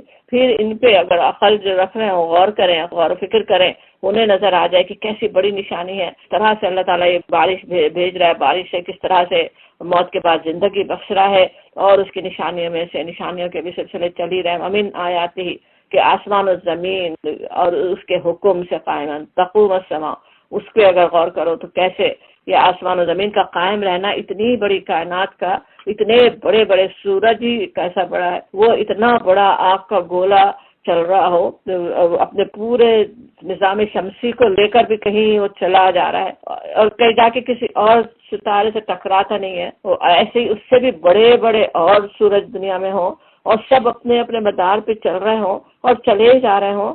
کیسی اس میں کیا کیا نشانیاں ہیں، کیا اب اس کی قدرت ہے. اس طرح سوچے اب ہمارے رب کی کیسی پہچان ہوگا، ذرا اس پہ غور کر لیں کہ یہ کائنات کیسے چل رہی ہے.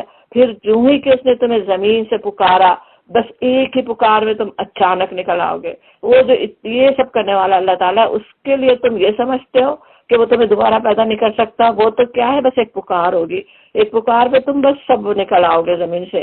آسمان اور زمین میں جو بھی ہیں اس کے بندے ہیں، سب کے سب کل لہ قانتون، سب اس کے تابع فرمان ہے. جو کٹے سے کٹے کافر ہیں وہ بھی تابع فرمان ہے. جب اللہ تعالیٰ پیدا کرے پیدا ہوتے ہیں، جب موت دے موت آتی ہے، جب بیمار کرے بیمار پڑتے ہیں، جب سلائے جب سوتے ہیں، جب اٹھائے جب اٹھتے ہیں، سبھی اس کے کل لہ قانتون. وہی ہے جو تخلیق کی ابتدا کرتا ہے، پھر وہی اس کا اعادہ کرے گا، اور یہ اس کے لیے آسان تر ہے. احون علیہ، بالکل احون کہتے ہیں جیسے بائیں ہاتھ کا کھیل کا ہے نا، کہ کچھ اس کے لیے مشکل ہی نہیں ہے، بالکل آسان ہے. اور آسمانوں اور زمین میں اس کی صفت سب سے برتر ہے. وَلَهُ الْمَثَلُ الْأَعْلَىٰ، کوئی اور اس کی مثال ہو نہیں سکتی. دوسری جگہ آتا بھی ہے کہ اللہ کو مثالوں سے نہیں سمجھے نا، کہ جیسے ہمارا ہاتھ ہے تو ہماری طرح کا اس کا ہاتھ ہے سوچیں، یا اس طرح کی کوئی بات. مثل الْأَعْلَىٰ، اس کی تو مثل اعلیٰ ہے. پھر السماوات والارض، آسمان اور زمین میں اس کی صفت سب سے برتر ہے. وَهُوَ الْعَزِيزُ الْحَكِيمُ، وہ زبردست اور حکیم ہے. وہ تمہیں خود اپنی ہی ذات سے ایک مثال دیتا ہے. مشرکین کو بات سمجھائی جا رہی ہے کہ حضرات غور کرو، کیا تمہارے ان غلاموں میں سے جو تمہاری ملکیت میں ہیں، کچھ غلام ایسے بھی ہیں جو ہمارے دیے ہوئے مال و دولت میں تمہارے ساتھ برابر کے شریک ہوں، تم ان سے اس طرح ڈرتے ہو جس طرح آپس میں اپنے ہمسروں سے ڈرتے ہو. اس طرح ہم آیات کھول کر پیش کرتے ہیں. خود ہی غور کر لو، دنیا میں اپنے معاملے میں تو تم اس طرح کرتے ہو، اور اللہ تعالیٰ کو کیسے سوچ رہے ہو کہ وہ جو اس کے سارے بندے ہیں وہ ان کو اپنے ساتھ شریک کر دے گا. ان لوگوں کے لیے اس میں اس آیات کو کھول کر پیش کرتے ہیں، ان لوگوں کے لیے جو عقل سے کام لیتے ہیں، مگر یہ ظالم بے تو سمجھے بوجھے اپنے تخیلات کے پیچھے چل رہے ہیں. اصل تو ویسے ہے احواءہم بل اتبع الذین ظلموا احواءہم بغیر علم، اپنی احوا، اپنی خواہشات، اور اپنے خواہشات کی وجہ سے کچھ انہوں نے تھیوریز بنا لی ہیں، خود اس کے پیچھے پھر جا رہے ہیں. اب کون اس شخص کو راستہ دکھا سکتا ہے جسے اللہ نے بھٹکا دیا ہو. وما لہم من ناصرین، ایسے لوگوں کا تو کوئی مددگار نہیں ہو سکتا. فاقم وجہک للدین حنیفا، یعنی شرک کرنے والے نہیں سمجھ رہے ہو، نہیں مان رہے ہو جو ظالم ہے، آپ تو کیا کریں. نبی صلی اللہ علیہ وسلم سے خطاب آپ کے ذریعے، جسے ہم سب سے ہر مومن سے، فاقم وجہک للدین حنیفا، آپ تو جو ہے ایک یکسو ہو کر اپنا رخ اس دین کی طرف جما دیں، وجہ کا اپنا چہرہ کر دینا. کیسے ہوتا ہے؟ جیسے اللہ کی طرف بس اپنا رخ کر لیا، اس جو وہ کہے گا، جو وہ چاہتا ہے بس وہ کرنے کے لیے حنیف ہے، سب سے کٹ کر صرف اس کے ہو جائے. اور یہ کہ قائم ہو جائے اس فطرت پر جس پر اللہ تعالیٰ نے انسانوں کو پیدا کیا ہے. یہ بات ہم بہت ہی زیادہ کئی دفعہ سمجھتے رہے، کیسے ہر انسان کو اللہ تعالیٰ نے بہترین فطرت پر پیدا کیا، اندر کیسے ضمیر ہے، ہر ایک کو پاکیزہ روح اللہ نے عطا کی ہے. انسان ہے جو اس کو خود خراب کر دیتے ہیں، ورنہ اللہ نے تو بہترین فطرت پر پیدا کیا نا، اس پہ قائم ہو جاؤ. خود انسان کی بھی فطرت چاہتی ہے دین پر قائم رہنا، خود انسان کی بھی فطرت چاہتی ہے اللہ کی بندگی کرنا، خود انسان کی فطرت بھی چاہتی ہے کہ بھلائی ہی کرے، برائی نہ کرے. اور اللہ کی بنائی ہوئی ساخت بدلی نہیں جا سکتی.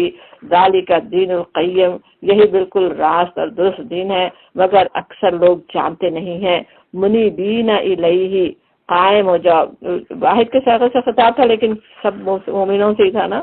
یہاں پہ جیسے جمع کے ساغر میں آ رہا ہے کہ منیب ہونا کیسے ہوتا ہے؟ رجوع کرنا، اس کے ہو جانا، اس کی طرف ہونا. منیبین الیہ، رجوع ہو جاؤ، اللہ کی طرف رجوع ہو جاؤ. بلکہ جیسے منیبین الیہ رجوع کرتے ہوئے بات تھی نا کہ قائم ہو جاؤ اللہ کے دین پر، تو اللہ کی طرف رجوع ہوتے ہوئے. واتقوہ، اور اس کا تقوی اختیار کرو. واقیموا الصلاۃ، اور نماز قائم کرو. ولا تکونوا من المشرکین، اور نہ ہو جاؤ ان مشرکین میں سے جنہوں نے اپنا الگ دین بنا لیا ہے. مکے کے حالات جیسے تھے اس میں کس طرح بار بار اللہ کی طرف ہی رجوع ہونے کی بات آتی ہے نا. ادھر لوگوں سے تکلیف پہنچ رہی ہے، لوگ بات نہیں مان رہے ہیں، لوگ اپنی ظلم پہ اصرار کر رہے ہیں، اور تمہارا کیا کام ہے؟ تم تو اللہ کی طرف رجوع، اللہ کا تقوی اختیار کرو، نمازیں پڑھو اور اس کے نمازوں کو قائم کرو، اور ان کی طرح مت ہو جاؤ، ان مشرکین کے دین کو نہیں اختیار کرو جنہوں نے اپنا دین الگ بنا لیا ہے اور گروہوں میں بٹ گئے ہیں. ہر ایک گروہ کے پاس جو کچھ ہے اسی میں وہ مگن ہے، تو خود ہی سے دین بنا لیے اور بس اس پہ اڑے ہوئے ہیں. لوگوں کا حال یہ ہے کہ جب انہیں کوئی تکلیف پہنچتی ہے، وَإِذَا مَسَّ النَّاسُ ضُرٌّ، جب اسے کوئی در پہنچتا ہے، کوئی تکلیف پہنچتی ہے تو کیا کرتا ہے؟ دعو ربہم، پکارتا ہے اپنے رب کو، منیبین الیہ، اللہ کی طرف رجوع ہوتے ہوئے. پیچھے ہمیں حکم تھا، ہم میں سے ہر ایک کی تھا کہ اللہ کی طرف اس طرح سے رجوع ہوتے ہوئے دین پہ قائم ہو. اور وہ کیسے منیب بنے اس کا یہاں پہ اب سمجھ میں آتا ہے کہ منیب بننا کیسے ہوتا ہے. سوچیں جب پریشانی کا ہو، مَسَّ النَّاسُ ضُرٌّ، کوئی مصیبت چھو گئی ہو، آج پتہ چلا ہو کہ ایسی بیماری ہو گئی ہے جس کا کوئی علاج نہیں ہے، موت سامنے کھڑی نظر آ رہی ہو، کسی حادثے میں آ گئے ہو جس میں اتنا خطرہ ہو، یا کوئی اور پریشانی اپنے قریبی عزیز کے لیے پریشانی، تو اس وقت کیسے انسان منیب بن جاتا ہے، کس طرح اللہ کی طرف رجوع کرتا ہے، کیسا دین اس کا اللہ کے لیے خالص ہو جاتا ہے. پوری امیدیں اس کی صرف اور صرف اللہ سے لگ جاتی ہیں، اور کسی پہ کوئی امید سے زیادہ اپنے اللہ سے پھر امید لگا رہا ہوتا ہے، صرف اس کو پکار رہا ہوتا ہے. تو اب سمجھ میں آتا ہے کہ اپنے آپ کو ہم میں سے ہر ایک سوچ سکتا ہے کس وقت ہم کیسے منیب بنے ہوئے تھے. جب کسی ایسی پریشانی میں تھے، اضطرار کی حالت میں تھے، ویسے منیب بننے کی بات ہم سے اللہ تعالیٰ فرما رہا ہے. اس طرح سے دین پہ قائم ہو، ویسے اللہ کے بندے بنو، اس طرح تمہارا دین ایک اللہ کے لیے خالص ہو جائے، اور ایک رب کی طرف رجوع کر کے اسے پکارتے ہو.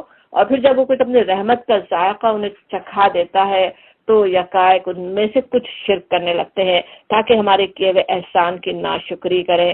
اس وقت بڑے منیب بندے بن جاتے ہیں. بعد میں کیا ہوتا ہے؟ پھر وہی شرک شروع ہو جاتا ہے. پھر اپنے نفس کی پرستش کوئی کرنے لگ جائے، کوئی تو جا کے بتائیں کی پرستش کرنے لگ جائے. کہا جاتا ہے اچھا مزے کر لو، فتمتعوا فسوف تعلمون، قریب تمہیں معلوم ہو جائے گا. کیا ہم نے کوئی سند اور دلیل ان پر نازل کی ہے جو شہادت دیتی ہو اس شرک کی صداقت پر جو یہ کر رہے ہیں؟ جب ہم لوگوں کو رحمت کا ذائقہ چکھاتے ہیں تو وہ اس پر پھول جاتے ہیں. حالانکہ ہونا یہ چاہیے نا کہ جب اللہ تعالیٰ رحمت عطا فرمائے اس وقت انسان ویسے ہی منیب بنا رہے. اللہ نے مجھ پہ رحمت کی، اللہ نے میری مشکل کو دور کیا، اللہ کے کیسے منیب بندے بن کے رہنے کا طے کرے. نہیں ہوتا کیا ہے، پھولنے لگتا ہے، فرے ہو بیا، اپنے آپ کو کچھ سمجھنے لگتا ہے، اپنے زور بازو سے یہ میں نے کر لیا. اور جب ان کے سامنے اپنے کیے کرتوتوں سے ان پر کوئی مصیبت آتی ہے تو یکائک وہ مایوس ہونے لگتے ہیں.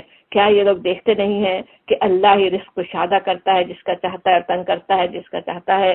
یقیناً اسے بہت سی نشانیاں ان لوگوں کے لیے جو ایمان لاتے ہیں. فآت ذی القربى حقہ، بس تم یہ کرو. اب یہاں پھر وہی جیسے مومنوں سے خطاب سب سے چل رہا تھا نا، اس طرح اب ہدایت اور یہ ایک ایک مومن کو جیسے کہا جا رہا ہو، بس دو ذل قربا، رشتہ دار کو اس کا حق دو. بارہ تفسیر کیا اپنے حال میں اچھا موقع ہے، اگر ہم میں سے کوئی چاہے تو کس طرح کتنی دفعہ رشتہ داروں کے حق ادا کرنے کی بات آتی ہے، اس کا گنتی ہم لکھ سکتے ہیں. حق دینے کی جہاں بات آئے ضرور رشتہ دار کی بھی بات. اللہ تعالیٰ نے انسانوں کے آپس میں یہ رشتہ قائم کیے، اور اللہ تعالیٰ ہم سے چاہتا ہے کہ ہم ان رشتوں کو قائم رکھیں، ان کے حق ادا کرنے والے ہوں. اور والمسکینہ اور مسکین کو، وابن السبیل اور بھی دوسرے انسانوں کے بھی، رشتہ داروں کے علاوہ دوسرے جو غریب ہو، جو ضرورت مند ہو، یا مسافر ہی ہیں، سفر کی حالت میں ضرورت مند ہے، ان سب کے ان کا حق ادا کرو. ذالک خیر للذین، یہ بہتر ہے کن لوگوں کے لیے، یریدون وجہ اللہ، جو اللہ کا چہرہ چاہتے ہیں، اللہ کی خوشنودی چاہتے ہیں، جن کی نظر اس پہ ہے کہ میرا رب ناراض تو نہیں ہو رہا، میرا رب مجھ سے راضی ہے یا نہیں. ان کے لیے یہ بہترین طریقہ ہے. کیا بہترین طریقہ ہے؟ انسانوں کے ساتھ دیکھیں ساری باتیں اللہ کے چہرہ پانے کے لیے، اپنے رب کی رضا پانے کے لیے ہم سوچتے ہیں جا کے اپنی نفلوں میں اضافہ کر دیں، بہت زیادہ اور تسبیح اور چلے اور کیا کیا کر لیں، ساری دنیا سے الگ ہو کے جا کے ایک اللہ کی عبادت کرنے لگ جائیں. اللہ تعالیٰ فرماتے میں وہاں ہوں کہ انسانوں کے پاس جاؤ، انسانوں کے حق ادا کرو. سب سے پہلے رشتہ داروں کا حق، مسکین اور مسافر، اللہ تعالیٰ کو پالو گے، اللہ کی رضا کو پالو گے. جو اور پھر کہا جاتا جو سود تم دیتے ہو تاکہ لوگوں کے اموال میں شامل ہو کر وہ بڑھ جائے، تو اللہ کے نزدیک وہ نہیں بڑھتا. یہ مکی سورہ ہے، اور ہمیں پتہ ہے سود کے آخری احکامات و حجت الوداع پہ نبی صلی اللہ علیہ وسلم نے فرمایا تھا نا کہ میں اپنے پیروں کے نیچے رو دیتا ہوں سارے وہ سود کے جو معاملات تھے. اور آخر میں اس کی بالکل حرام ہونے کی بات ہم نے سورہ بقرہ میں پڑھی پیچھے. لیکن ابھی مکی صورتوں سے ایک جو اتنی بری چیز ہے سود، وہیں سے ذہن تیار ہو رہے تھے. اس وقت ہی بتا دیا گیا کہ وہ بڑھتا نہیں ہے مال، جو لوگوں میں شغف تھا سود سے وہ کم ہو جائے کہ جیسے کوئی بہت ہی اچھی چیز ہے مال بڑھ رہا ہے. اللہ تعالیٰ فرما رہا ہے وہ نہیں بڑھتا. اللہ رزق دینے والا ہے، اللہ تعالیٰ بتا رہا ہے کہ وہ بڑھتا نہیں ہے اس سے. اور جو زکوٰۃ تم اللہ کے خوشنودی کے لیے دیتے ہو، تریدون وجہ، وہ اللہ کی رضا کے لیے جو زکوٰۃ نکالتے، زکوٰۃ بھی ہمیں پتہ ہے کہ اس وقت اس طرح کی جو ہم ٹرم سمجھتے ہیں مدینے میں جا کے جس طرح زکوٰۃ فرض ہوئی اس طرح نہیں تھی، لیکن اپنے اللہ کی رضا کے لیے مال نکالنے کی بات تھی. یہاں پہ مطلب ہے زکوٰۃ کا، جو زکوٰۃ دیتے ہو وہ کیا ہے، وہ اللہ کے ارادے سے دیتے ہو، اسی کے دینے والے در حقیقت اپنا مال بڑھاتے ہیں. تو اولئک هم المضعفون، اللہ تعالیٰ ملٹیپل کرتا ہے. اللہ کے راستے میں مال نکالو وہ بڑھے گا، اللہ کا وعدہ ہے، اللہ کے وعدے پہ ہمیں پورا توکل ہو. اللہ کے راستے پہ آج نکالو، اللہ تعالیٰ بڑا چڑھا کے تمہیں دے گا. اللہ ہی ہے جس نے تم کو پیدا کیا، پھر تمہیں رزق دیا، پھر تمہیں وہ موت دیتا ہے، پھر وہ تمہیں زندہ کرے گا. کیا تمہارے ٹھہرائے ہوئے شریکوں میں سے کوئی ایسا ہے جیسے کوئی کام بھی کرتا ہو؟ یعنی پیدا کرنا، رزق دینا، موت دینا، زندہ کرنا، کیا کوئی کرتا ہے؟ اور سبحانہ پاک ہے وہ، تعالی عما یشرکون، اور بہت بالا و برتر اس شرک سے جو یہ لوگ کرتے ہیں. خشکی اور تری میں فساد برپا ہو گیا ہے. اللہ کے دین جب دنیا پہ نہیں چلے، اللہ کی کتاب پہ لوگ ایمان نہیں رکھیں، تو پھر کیا ہوتا ہے؟ بحر و بر میں فساد ہو جاتا ہے. وہی آج ہم دنیا میں بھی دیکھ سکتے ہیں، لٹرلی فساد ہونا بحر و بر میں، سمندروں میں کہ مچھلیوں کو اپنی جنس برقرار رکھنا مشکل ہو رہا ہو. انسانوں نے ایسے فساد پیدا کیے ہوئے، اور دنیا کے اندر کیا کچھ فساد پیدا، زمین میں کیا کچھ فساد ہو رہے ہوں اس کو ہم جانتے ہی ہیں. اللہ تعالیٰ اپنی رحمت سے سارے فساد کو روکے، اس کے روکنے والوں میں ہم بھی شامل ہوں. اور یہ کہ کہا جاتا ہے کہ لوگوں کے اپنے ہاتھوں کی کمائی سے، لوگوں کا خود ہی ہے نا، لوگوں نے کیا، اس وقت بھی کیا تھا، ابھی بھی کر رہا، اس کے تاکہ مزہ چکھائے ان کو ان کے بعض اعمال کا. برے نتیجے ضرور نکلتے ہیں نا، جو برے اعمال کریں اس کا برا نتیجہ ہی نکلے گا. شاید کہ وہ باز آئیں. کل کہہ دیجئے، آپ ان سے کہیں سیرو فی الارض، سورہ روم میں اب یہ دوسری دفعہ پھر حکم آ رہا ہے کہ نکلو، چلو پھرو، دیکھو، فندرو، پھر دیکھو کہ کیف کان عاقبۃ الذین من قبل، تم سے پہلے لوگوں کا کیا انجام ہو چکا. کان اکثرهم مشرکین، ان سے اکثر مشرک ہی تھے، تو ان کا کیا انجام ہو. آج تم شرک کرو گے تو وہی تمہارا انجام ہوگا. جب دیکھو فاقم وجهک للدین القیم، پھر دوبارہ وہی بات آ رہی ہے جب پیچھے تھی، تو قائم ہو جاؤ اس پہ، دین پہ، اپنے دین کو پہ قائم ہو، مضبوطی کے ساتھ جم جاؤ. دوسرے لوگ تو ہلانا چاہتے ہیں دین سے، دوسرے لوگ تو چاہتے ہیں تم چھوڑ دو دین اپنا، لیکن تم کیا کرو، فاقم، قائم ہو جاؤ اس پہ، اور اس دین راست کی سمت میں، قبل اس کے کہ وہ دن آئے جس کے ٹل جانے کی کوئی صورت اللہ کی طرف سے نہیں ہے. یعنی قیامت آ گئی یا عذاب آ گیا، موت آ گئی، وہ دن ٹل تو نہیں سکتا. پھر اس سے پہلے فکر کر لو، وہ دین پہ قائم ہو جاؤ. اس دن لوگ پھٹ کر ایک دوسرے سے الگ ہو جائیں گے. قیامت کے دن یہاں پہ کہا جاتا پھٹ جائیں گے ایک دوسرے سے.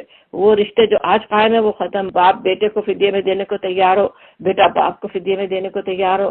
جس نے کفر کیا ہے اس کے کفر کا وبال اسی پر ہے. ومن کفر علیہ کفرہ، اور جن لوگوں نے نیک عمل کیا، عمل صالح کیا، وہ اپنے ہی لیے فلاح کا راستہ صاف کر رہے ہیں تاکہ اللہ ایمان لانے والوں اور عمل صالح کرنے والوں کو اپنے فضل سے جزا دے۔ یقیناً وہ کافروں کو پسند نہیں کرتا۔ اس کی نشانیوں میں سے ہے کہ وہ ہوائیں بھیجتا ہے بشارت دینے کے لیے اور انہیں اپنی رحمت سے بہرہ مند کرنے کے لیے، اور اس غرض کے لیے کشتیاں اس کے حکم سے چلیں، یعنی ان ہواؤں کے ذریعے سے وہ کشتیاں بھی چلائے، اور تم اس فضل تلاش کرو اور اس کے شکر گزار بنو۔ کیسی کیسی اللہ کی رحمتیں کیا کیا ہو رہی ہیں یاد دلائی جاتی ہیں، آیاتی سب میں کیسی نشانی ہے۔ تمہارے لیے اللہ نے جیسی تمہاری ضرورتیں تھی اس طرح سے کیا کچھ پیدا کیا، ہوا سے دن اور رات انسان پیدا ہوتا رہا، ایک سیکنڈ کا بھی کچھ حصہ بھی اس کے بغیر نہیں رہ سکتا۔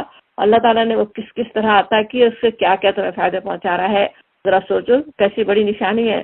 اور ہم نے تم سے پہلے رسولوں کو ان کے قوم کی طرف بھیجا اور وہ ان کے پاس بینات لے کر آئے، فوندہ نشانے لے کر آئے، پھر انہوں نے جرم کیا تو اور ان سے ہم نے انتقام لیا، اور ہم پر یہ حق تھا کہ ہم مومنوں کی مدد کریں۔ حقاً علینا کا فرمایا جاتا، اللہ کا حق ہے کہ نصر المومنین۔ سوچ لیں آج ہم اللہ کی مدد اگر چاہتے ہیں، مومن ہوں، بس ایمان لانے والے ہوں، اللہ کی نصرت ساتھ ہے، ایمان پر لائیں، اللہ تعالیٰ کہتا ہے مجھ پہ حق ہے کہ میں ان کی مدد کروں۔ اللہ ہی ہے جو ہواؤں کو بھیجتا ہے، وہ بادل اٹھاتی ہے، پھر وہ ان بادلوں کو آسمان میں پھیلاتا ہے جس طرح چاہتا ہے اور انہیں ٹکڑیوں میں تقسیم کرتا ہے۔ پھر تو دیکھتا ہے کہ بارش کے قطرے بادل سے ٹپ کے چلے آتے ہیں۔ یہ بارش جب اپنے بندوں میں سے جن پر چاہتا ہے برساتا ہے تو وہ یہ قائق خوش و خرم ہو جاتے ہیں، حالانکہ اس کے نزول سے پہلے وہ مایوس ہو رہے تھے۔ دیکھو اللہ کی رحمت کے اثرات کہ مردہ پڑی ہوئی زمین کو وہ کس طرح جلا اٹھاتا ہے۔ یقیناً وہ مردوں کو زندگی بخشنے والا ہے اور وہ ہر چیز پر قادر ہے۔ اب یہ اللہ تعالیٰ کی نشانی ہوائوں کی، بارش کی بار بار دکھائی جاتی، ایک تو اس کے لیے کہ کس طرح زندگی بعد موت ممکن ہے بتانے کے لیے بھی، دوسرے وہ بھی، اور وہی کی آواز سے پہلے بھی زمین ایسے مردہ ہو رہی ہوتی ہے، تو اس کی وجہ سے پھر کیسے زندگی آ جاتی ہے، انسانیت زندہ ہو جاتی ہے، اس کی طرف بھی اشارہ ہو رہا ہوتا ہے۔ اور اگر ہم ایک ایسی ہوا بھیج دیں جس کے اثر سے وہ اپنی کھیتی کو زرد پائیں تو وہ کفر کرتے رہ جائیں، اور پھر نبی صلی اللہ علیہ وسلم کو جیسے تسلی دی جا رہی ہے، آپ تو اتنی نشانیاں دکھا رہے ہیں لیکن جب لوگ نہیں مانے تو پھر آپ کا کیا دل کا حال ہو۔ آپ سے کہا جاتا ہے کہ آپ کے لیے ممکن نہیں ہے، فَإِنَّكَ لَا تُسْمِعُ الْمَوْتَىٰ، تو مردوں کو نہیں سنا سکتے، وہ جو زندہ رہتے ہوئے مردہ ہو چکے ہوں، جن کے ضمیر کے وہ قبر ان کا جسم بن گیا ہے، وہ مردہ ہی ہیں، تو ان کے، اور یہ کہ نہ ان بہروں کو اپنے پکار سنا سکتے ہو جو پیٹ پھیرے چلے جا رہے ہوں، بات ہی سننے کو تیار نہیں ہو۔ ایک تو بہرے پھر پیٹ پھیر لے، تم انہیں کیسے سناؤ گے؟ اور نہ تم اندھوں کو ان کی گمراہی سے نکال کر راہ راست دکھا سکتے ہو، تم تو صرف انہی کو سنا سکتے ہو جو ہماری آیات پر ایمان لاتے اور صرف ختم کر دیتے ہیں۔ وہ مسلمون، جو مسلم ہیں انہی کو سنا سکتے ہو۔ اللہ ہی تو ہے جس نے ضعف کی حالت سے تمہاری پیدائش کی ابتدا کی۔ انسان کا بچہ کیسے سب سے زیادہ کمزور پیدا ہوتا ہے نا، کچھ بھی اپنے لیے کرنے کے قابل نہیں، پھر اس ضعف کے بعد تمہیں قوت بخشی۔ اپنے آپ انسان غور کر لے کیسا میں پیدا ہوا تھا، پھر کس نے قوت بخشی، پھر اس قوت کے بعد تمہیں ضعیف اور بوڑھا کر دیا، ایک اور نشانی اپنے بڑھاپے کی، اور جو کچھ وہ چاہتا ہے پیدا کرتا ہے، وہ سب کچھ جاننے والا ہے، وہو العلیم القدیر، اور وہ ہر چیز پر قدرت رکھتا ہے۔ اور جب وہ ساعت برپا ہوگی تو مجرم قسمیں کھا کھا کر کہیں گے کہ ہم ایک گھڑی بھر سے زیادہ نہیں ٹھہرے ہیں۔ اسی طرح وہ دنیا کی زندگی میں دھوکے کھایا کرتے تھے، مگر جو علم اور ایمان سے بہرہ مند کیے گئے تھے وہ کہیں گے کہ اللہ کے نوشتے میں تو تم روز حشر تک پڑے رہے ہو، تو یہ وہی روز حشر ہے، لیکن تم جانتے نہ تھے۔ بس وہ دن ہوگا جس میں ظالموں کو ان کی معذرت کوئی نفع نہ دے گی اور نہ ان سے معافی مانگنے کے لیے کہا جائے گا۔ آج کہا جا رہا ہے، آج سنتے نہیں ہو کہ آج غافل ہو معافی مانگنے سے، کل وقت نہیں ہوگا۔ ہم نے اس قرآن میں طرح طرح سے لوگوں کو سمجھایا، تم خواہ کوئی نشانی لے آؤ، جن لوگوں نے ماننے سے انکار کر دیا ہے وہ یہی کہیں گے کہ تم باطل پر ہو۔ اس طرح ٹھپا لگا دیتا ہے اللہ ان لوگوں کے دلوں پر جو بے علم ہے۔ لا یعلمون فصبر، بس آپ تو کیا کریں، صبر کریں۔ ان وعد اللہ حق، اللہ کا وعدہ سچا ہے۔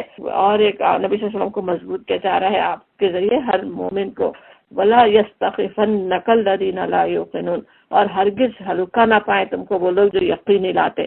ہلکا نہ پائیں سے کیا مطلب؟ ایسا نہیں ہو کہ وہ جو چاہ رہے ہیں، جو ان کی وشز ہیں، جو ان کی خواہش ہے تمہارے لیے، تم ان کی بات مان لو، تم ان کے آگے جھک جاؤ، تم انہیں خوش کرنے کے لیے کچھ اپنے دین کے ساتھ کمپرومائز کر لو۔ یہ نہیں ہو، ظاہر ہے نبی صلی اللہ علیہ وسلم یہ کرنے والے نہیں تھے۔ اصل بات ہماری یاد دہانی کے لیے ہمارے لیے ہے کہ ہلکے مت بنو، ایسا نہ ہو کہ وہ لوگ تم سے جو چاہے کام لے لیں۔ دوسری جگہ ابھی آگے بھی آئے گا، پیچھے سورہ آل عمران میں بھی تھا اشداء علی الکفار کی بات آتی ہے نا، کفار کے معاملے میں اشداء ہونا، مضبوط ہونے کی بات ہوتی ہے کہ اپنے دین پہ قائم ہی رہنے والے ہو، خواہ دوسرے کچھ بھی چاہے، ان کے نہ مذاق سے ڈرے، نہ ان کے طنز اور تحقیر سے ڈرے، نہ ان کے پریشر سے انسان پریشان ہو، بلکہ جو کام جو صحیح ہے، جو کام کرنا ہے، جس اصول کے پابند ہے اس کے تم رہو۔ سورہ لقمان شروع ہو رہی ہے، بسم اللہ الرحمن الرحیم، یہ بھی مکی سورہ الف لام میم سے شروع ہو رہی ہے سورہ روم کی طرح، تو اسی طرح کی سورت الف لام میم تلک آیات الکتاب الحکیم، یہاں پھر اسی طرح کتاب کی بات ہو رہی ہے کہ یہ کتاب حکیم کی آیات ہیں۔ الف لام میم سے سورہ بقرہ بھی شروع ہوئی تھی، اس کی ابتدائی آیات بھی بہت ہی سورہ بقرہ سے ملتی ہوئی بھی ہے کہ یہ کتاب حکیم کی آیات ہیں، ہدی و رحمت للمحسنین، ہدایت اور رحمت محسنین کے لیے۔ کتاب تو حکیم ہے، کتاب تو حکمت والی ہے، لیکن اس سے ہدایت کون لیتے ہیں، کس کے لیے وہ رحمت بنتی ہے؟ جو محسنین ہو، جو احسان کرنے والے ہوں۔ احسان ذہن میں ہے کہ کس طرح اپنے بہترین جو عمل کرنے والے ہوں، جو سچویشن، جو امتحان انسان دے رہا ہے اس میں جو سب سے بہترین طرز عمل ہے وہ کرنے والے ہوں۔ اور محسنین وہ کیسے ہوتے ہیں، ان کی کیا صفات ہوتی ہے؟ پہلی صفت ہے الذین یقیمون الصلاۃ، نماز کی پابندی۔ نماز کے بغیر ظاہر ایمان ہی نہیں ہے، اسلام ہی نہیں ہے، اور وہ نماز پڑھنا ہی نہیں، قائم کرنے والے، نماز کے نظام کو اس پہ خود قائم رہنے والے ہمیشہ، اور یہ نہیں کہ کبھی پڑھ رہے ہوں یا ذرا سی کچھ بات ہوئی اور نماز پہلے غائب ہو گئی تو کچھ مصروف ہے، کچھ پریشانی ہے، نماز غائب، بلکہ ہمیشہ قائم رہنے والے۔ اور وَيُؤْتُونَ الزَّكَاةَ، اور زکوٰۃ دیتے ہیں۔ صلاۃ اور زکوٰۃ ہمیں پتہ چلتا ہے بنیاد ہے، دوسری نیکیوں کی بنیاد ہے، جیسے دونوں نیکیاں ایک طرف اللہ سے تعلق بندہ جوڑتا ہے، دوسری طرف اللہ کے بندوں سے تعلق زکوٰۃ کے ذریعے۔ وَهُمْ بِالْآخِرَةِ هُمْ يُوقِنُونَ، اور وہ آخرت پر یقین رکھتے ہیں۔ اولئک علی ھدی من ربہم، یہی لوگ اپنے رب کی طرف سے راہ راست پر ہیں۔ واولئک هم المفلحون، اور وہی فلاح پانے والے ہیں۔ اور پھر اس وقت جو کوششیں ہو رہی تھی اسلام کی مخالفت کرنے کے لیے، اس کی طرف اشارے ہو رہے ہیں۔ اور انسانوں ہی میں سے کوئی ایسا بھی ہے جو کلام دل فریب خرید کر لاتا ہے۔ لہو الحدیث، لہو الحدیث کیا ہے؟ ایسی بات جو اپنے اندر مشغول کر لے۔ تو لہو الحدیث میں تشریح میں بہت سے صحابہ کرام جو بتاتے ہیں باتیں، کسی نے اس کو غنا کا، گانے بجانے، موسیقی، کہانیاں، دو طرح طرح کے قصے، اور اس وقت کوشش کر بھی رہے تھے نا کفار کہ لوگوں کو ہٹانے کے لیے اسلام سے کچھ ایسی بیکار چیزوں میں انہیں مشغول کرنے کی کوشش کر رہے تھے۔ کوئی ایک خاص آدمی کا آتا بھی ہے جو جا کے رستم اسفندیار کے قصے خرید کر لاتا ہے کہ لوگ اس میں لگیں۔ کسی کا آتا ہے کہ اس لونڈیوں کو پیچھے لگا دیتا تھا کہ جو دیکھے کہ وہ اسلام کی طرف متوجہ ہو رہا ہے کہ وہ اسے اپنی طرف متوجہ کر کے اسلام سے دور کر دے۔ تو لہو الحدیث لوگ کیا کرتے ہیں، وہ تو اس وقت انہوں نے جو کوششیں کی، ہم دیکھتے ہیں شیطان کی ہمیشہ وہی کوششیں ہوتی ہیں۔ انسان لہو الحدیث میں لگ جائے، بیکار باتوں میں لگ جائے، بیکار انٹرٹینمنٹ میں لگے رہے، اور سنجیدہ بات سوچنے کا انہیں موقع ہی نہیں ملے۔ قرآن کی طرف ظاہر سوچیں، اگر انٹرٹینمنٹ میں لگے ہوں تو پھر قرآن پہ دل کیسے لگے گا، پھر اللہ کی بات سننے میں دل کیسے لگے گا، پھر نماز میں کہاں سے خوش و خضوع آئے گا۔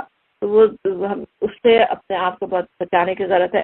تو وہ شیطانی کوشش کیسی ہے بتایا جا رہا ہے، اور وہ کس لیے کرتا ہے؟ تاکہ لوگوں کو اللہ کے راستے سے علم کے بغیر بھٹکا دے، تو لوگ سیکھیں نہیں، دیکھیں نہیں، اور بس بھٹک جائیں، اور اس راستے کی دعوت کو مذاق میں اڑا دے۔ کہا جاتا اولئک لہم عذاب مہین، تو نیچا کرنا چاہ رہا ہے اسلام کو، اللہ تعالیٰ اس کے لیے ذلت والے عذاب کی خبر دیتے ہیں۔ اسے جب ہماری آیات سنائی جاتی ہیں، اب جیسے کوئی خاص شخص جو اس طرح کا کر رہا ہو اس کے لیے آتا فَإِذَا تُتْلَىٰ عَلَيْهِ آیاتنا، جب ہماری آیات اس پر پڑھی جاتی ہیں کیا کرتا؟ وَلَّىٰ مُسْتَكْبِرًا، بڑے گھمنڈ سے پلٹ جاتا ہے۔ كَأَن لَّمْ يَسْمَعْهَا، جیسے کہ اس نے سنا ہی نہیں ہو۔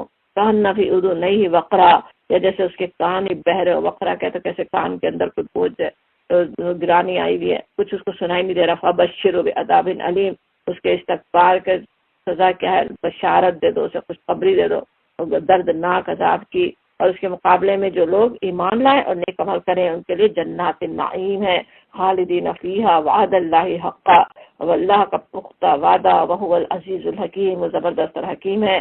اس نے آسمانوں کو پیدا کیا بغیر ستونوں کے جو تم کو نظر آئے۔ ایسے ستون ہیں، دو معنی ہیں، ایک تو بغیر ستونوں کے جو تو دیکھ ہی نہیں سکتے ایسے، اور یہ بھی کہ ایسے ستون ہیں جو تم کو نظر نہیں آتے، پورا وہ کشش ثقل کا، گریوٹی کا پورا سسٹم جو ہے، کس طرح اللہ تعالیٰ نے سب کو سنبھالا ہوا ہے۔ اس نے زمین میں پہاڑ جما دیے تاکہ وہ تمہیں لے کر ڈھلک نہ جائے، اور اس نے ہر طرح کے جانور زمین میں پھیلا دیے، اور آسمان سے پانی برسایا، اور زمین میں قسم قسم کی عمدہ چیزیں اگا دی۔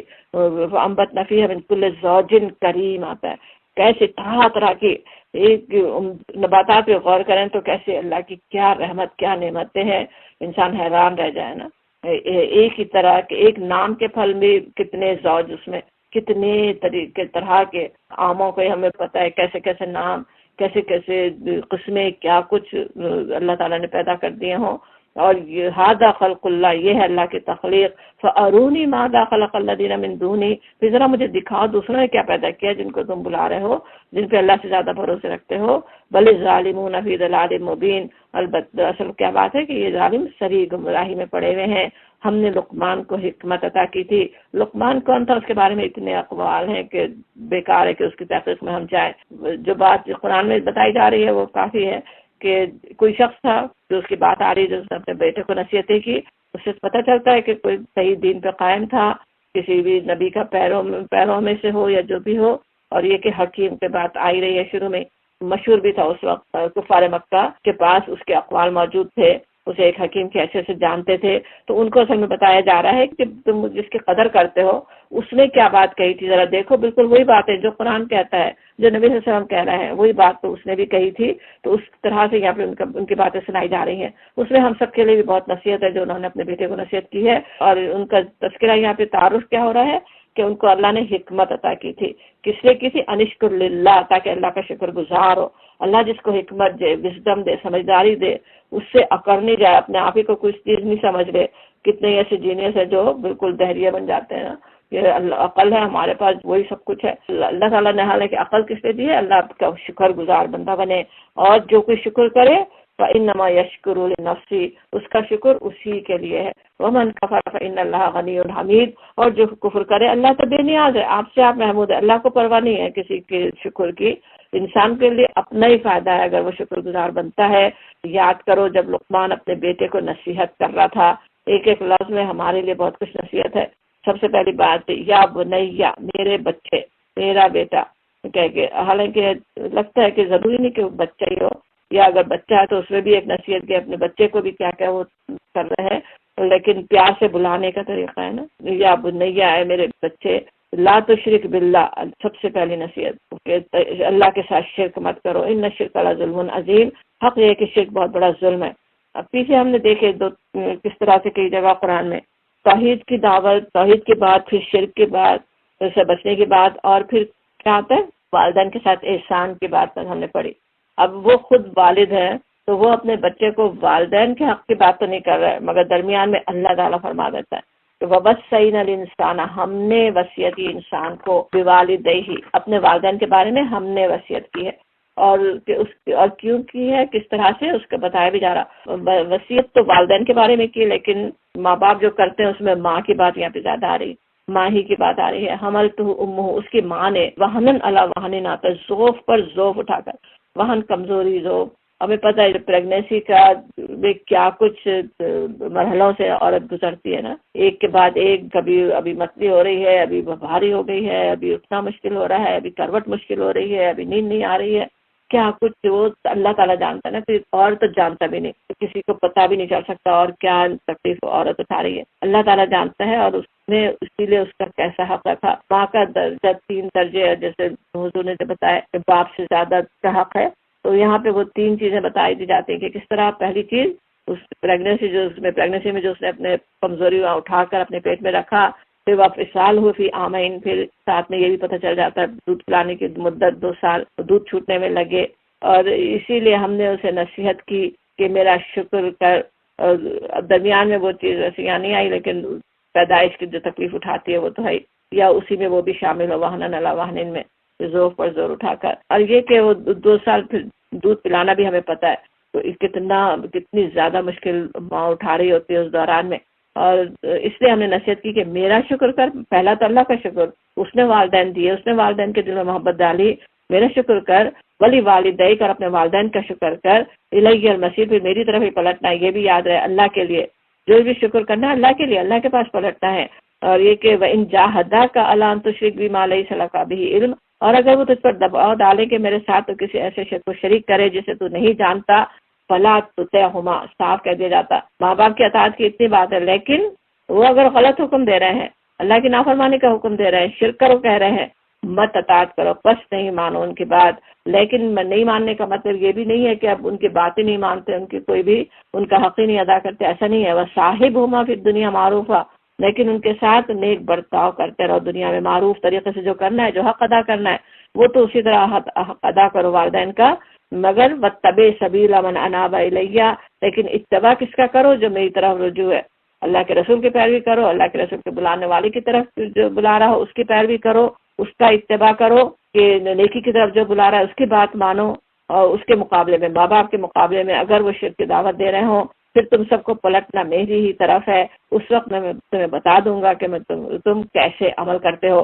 یہاں بالکل صحیح ہمیں بتا دیا جاتا کہ اللہ کے سوا کسی کی بھی اطاعت، سب سے زیادہ اطاعت کا ہمیں پتہ ہے والدین کا حکم ہے، ان کی بھی اطاعت اللہ کی نافرمانی میں نہیں ہو سکتی، تو پھر ظاہر ہے کسی اور کی ہو نہیں سکتی اللہ کی نافرمانی میں اطاعت۔ لیکن حق پھر بھی رہتے ہیں، رشتہ داروں کا جیسا حق ہے، ماں باپ کا جو حق ہے وہ تو ادا کرنا ہوگا۔ اور لقمان نے کہا تھا بیٹا، پھر اور کس طرح بار بار یا بنیا کہہ کے خطاب کرتے ہیں، یا بنیا بیٹا، کوئی چیز رائی کے دانے کے برابر بھی ہو کسی چٹان میں یا آسمانوں میں یا زمین میں کہیں چھپی ہوئی ہو، اللہ اسے نکال لائے گا۔ ان اللہ لطیف خبیر، اللہ کی پہچان کروا رہے ہیں اپنے بچے کو۔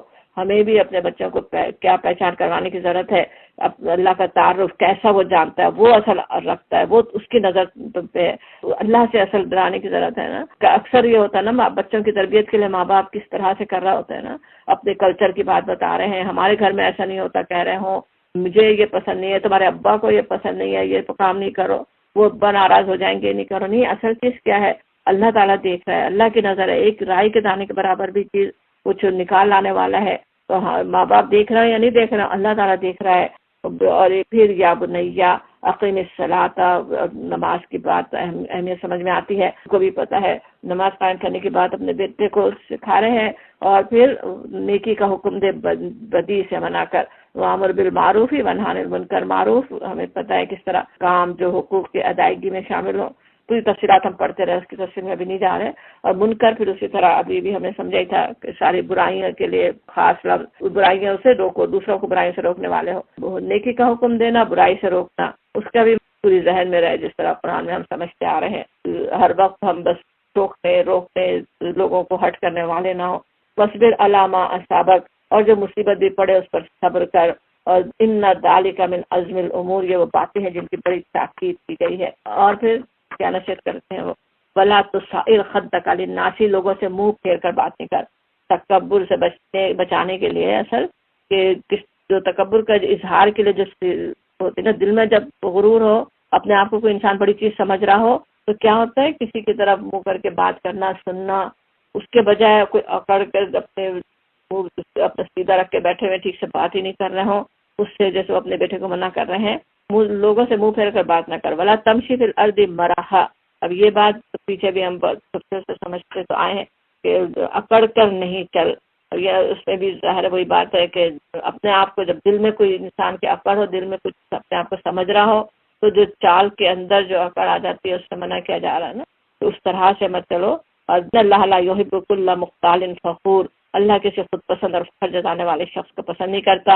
اور یہ کہ وقصد فی مشیک، اپنی چال میں اعتدال اختیار کر، یہ بھی ہم پیچھے بہت اچھی طرح بنی اسرائیل میں سمجھ تو آئے ہیں، تیز چلنے آہستہ چلنے کی بات نہیں ہو رہی نا، اردو میں بھی جیسے کہتے ہیں چال میں اعتدال اختیار کرو، کہیں تو کیا مطلب ہوگا، ہر معاملے میں اعتدال کی روش اختیار کرنا وہ اصل بات ہے۔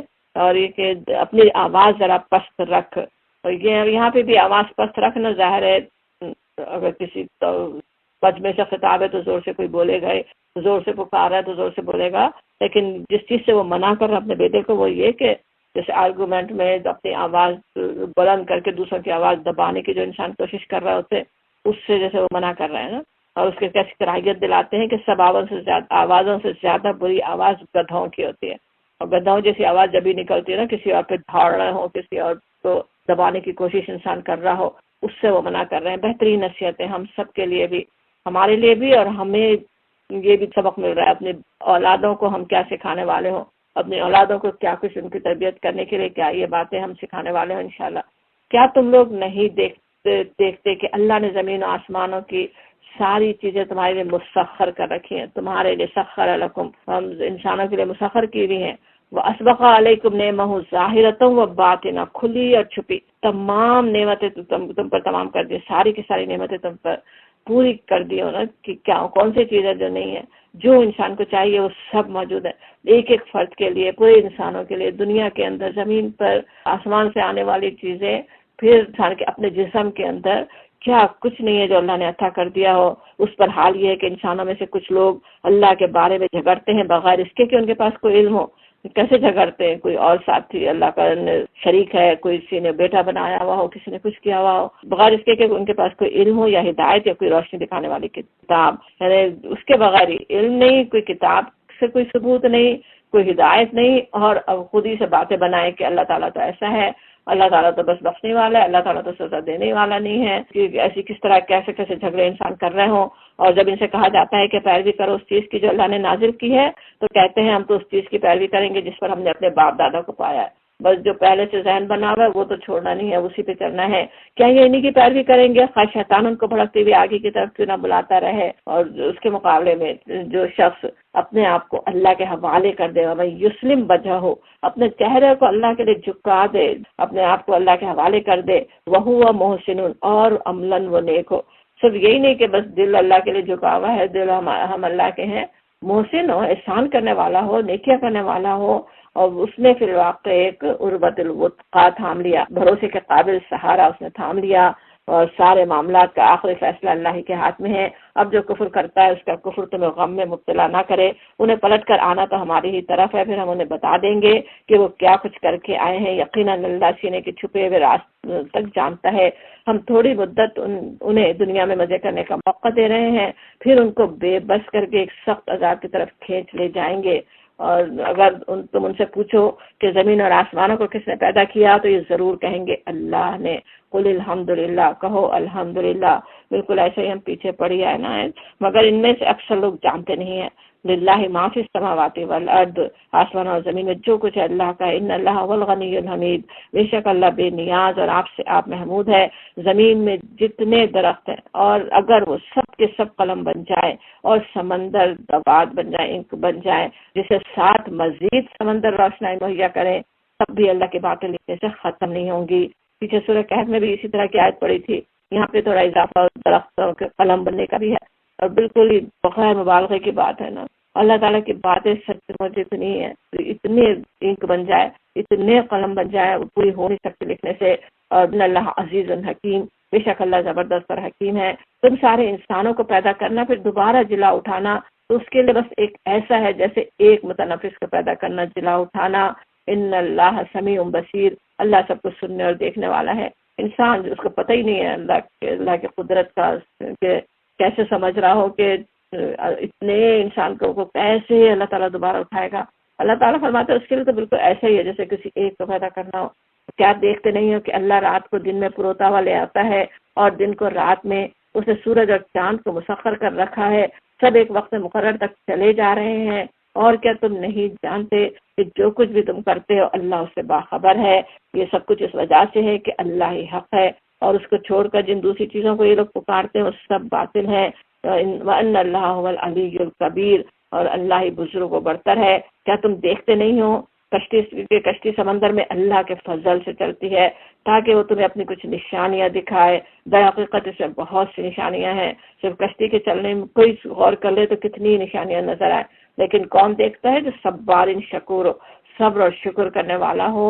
اور صبر و شکر کرنے والا سمجھ میں آتا ہے نا، ذرا سی مصیبت سے مایوس نہیں ہو جاتا، ذرا سی خوشی سے پھول نہیں لگ جاتا، اور جب سمندر میں ان لوگوں پر ایک موج صاحبانوں کی طرح چھا جاتی ہے، اس وقت کیا ہوتا ہے؟ یہ دعوا اللہ مخلصین لہ الدین، اس وقت کیسے دین کو خالص کر کے اللہ کو پکارتے ہیں۔ پیچھے منیبین الیہ جیسے ہم سمجھ رہے تھے نا، اللہ کی طرف رجوع، دین بالکل خالص، ایک اللہ کو پکار رہے ہوں، اور پھر جب وہ انہیں بچا کر وہ خشکی تک پہنچا دیتا ہے تو ان میں سے کوئی اقتصاد برتتا ہے۔ ہمیں مقتصد کیا ہے تو کیسے؟ جیسے تھوڑی اس کے کمی آ جاتی ہے، تھوڑے اپنے آپ کو تھوڑا درست کر لیتا ہے، ویسا نہیں رہتا جیسے پہلے بہت ہی کر رہا ہو، اور ہماری نشانیوں کا انکار نہیں کرتا مگر وہ شخص جو غدار اور ناشکرا و خطار کفور، وہ نشانیوں کو دیکھتے ہی نہیں، اس کو دیکھ کے بھی کفر کر رہے ہوتے ہیں۔ یا ایھا الناس، اے لوگو، اتقوا ربکم، اپنے رب کا تقوی اختیار کرو، تمہارے رب سے ڈرو، وخشو، اس کی خشیت ہو تمہیں پتا ہو، اس دن سے ڈرو، یوم لا یجزی والد عن ولدہ، جبکہ کوئی باپ اپنے بیٹے کی طرف سے بدلہ نہ دے گا اور نہ کوئی بیٹا ہی اپنے باپ کی طرف سے کچھ بدلہ دینے والا ہوگا۔ ان وعد اللہ حق، بے شک اللہ کا وعدہ سچا ہے۔ فلا تغرنکم الحیات الدنیا، بس یہ دنیا کی زندگی تمہیں دھوکے میں نہ ڈالے، اور نہ دھوکے باز الغرور آتا ہے، تو بڑا دھوکے باز کون ہے؟ شیطان، کہ وہ تمہیں اللہ کے معاملے میں دھوکہ نہ دینے پائے، کسی بھی ذریعے سے دے، اکثر تو شیطان ہی پیچھے ہے نا، وہ تمہیں دھوکہ نہیں دے دے، اس کے آخرت سے بھلاوے میں رکھ دے، آخرت کے بارے میں کوئی اور تمہارے غلط بھروسے بن جائیں اور تم اسے غافل ہو جاؤ، اس گھڑی کا علم اللہ ہی کے پاس ہے۔ اب وہ جب یہ بات کہی جائے کہ وہ دن ایسا ہوگا جب کوئی کسی کے کام نہیں آئے گا، وہ ساعت کب آئے گی، کہہ کے اس کا مذاق اڑا رہے ہوں، اصل جواب دیا جاتا ہے کہ اللہ کے پاس ہے وہ، تو اس کا علم تو، اور وہی بارش برساتا ہے۔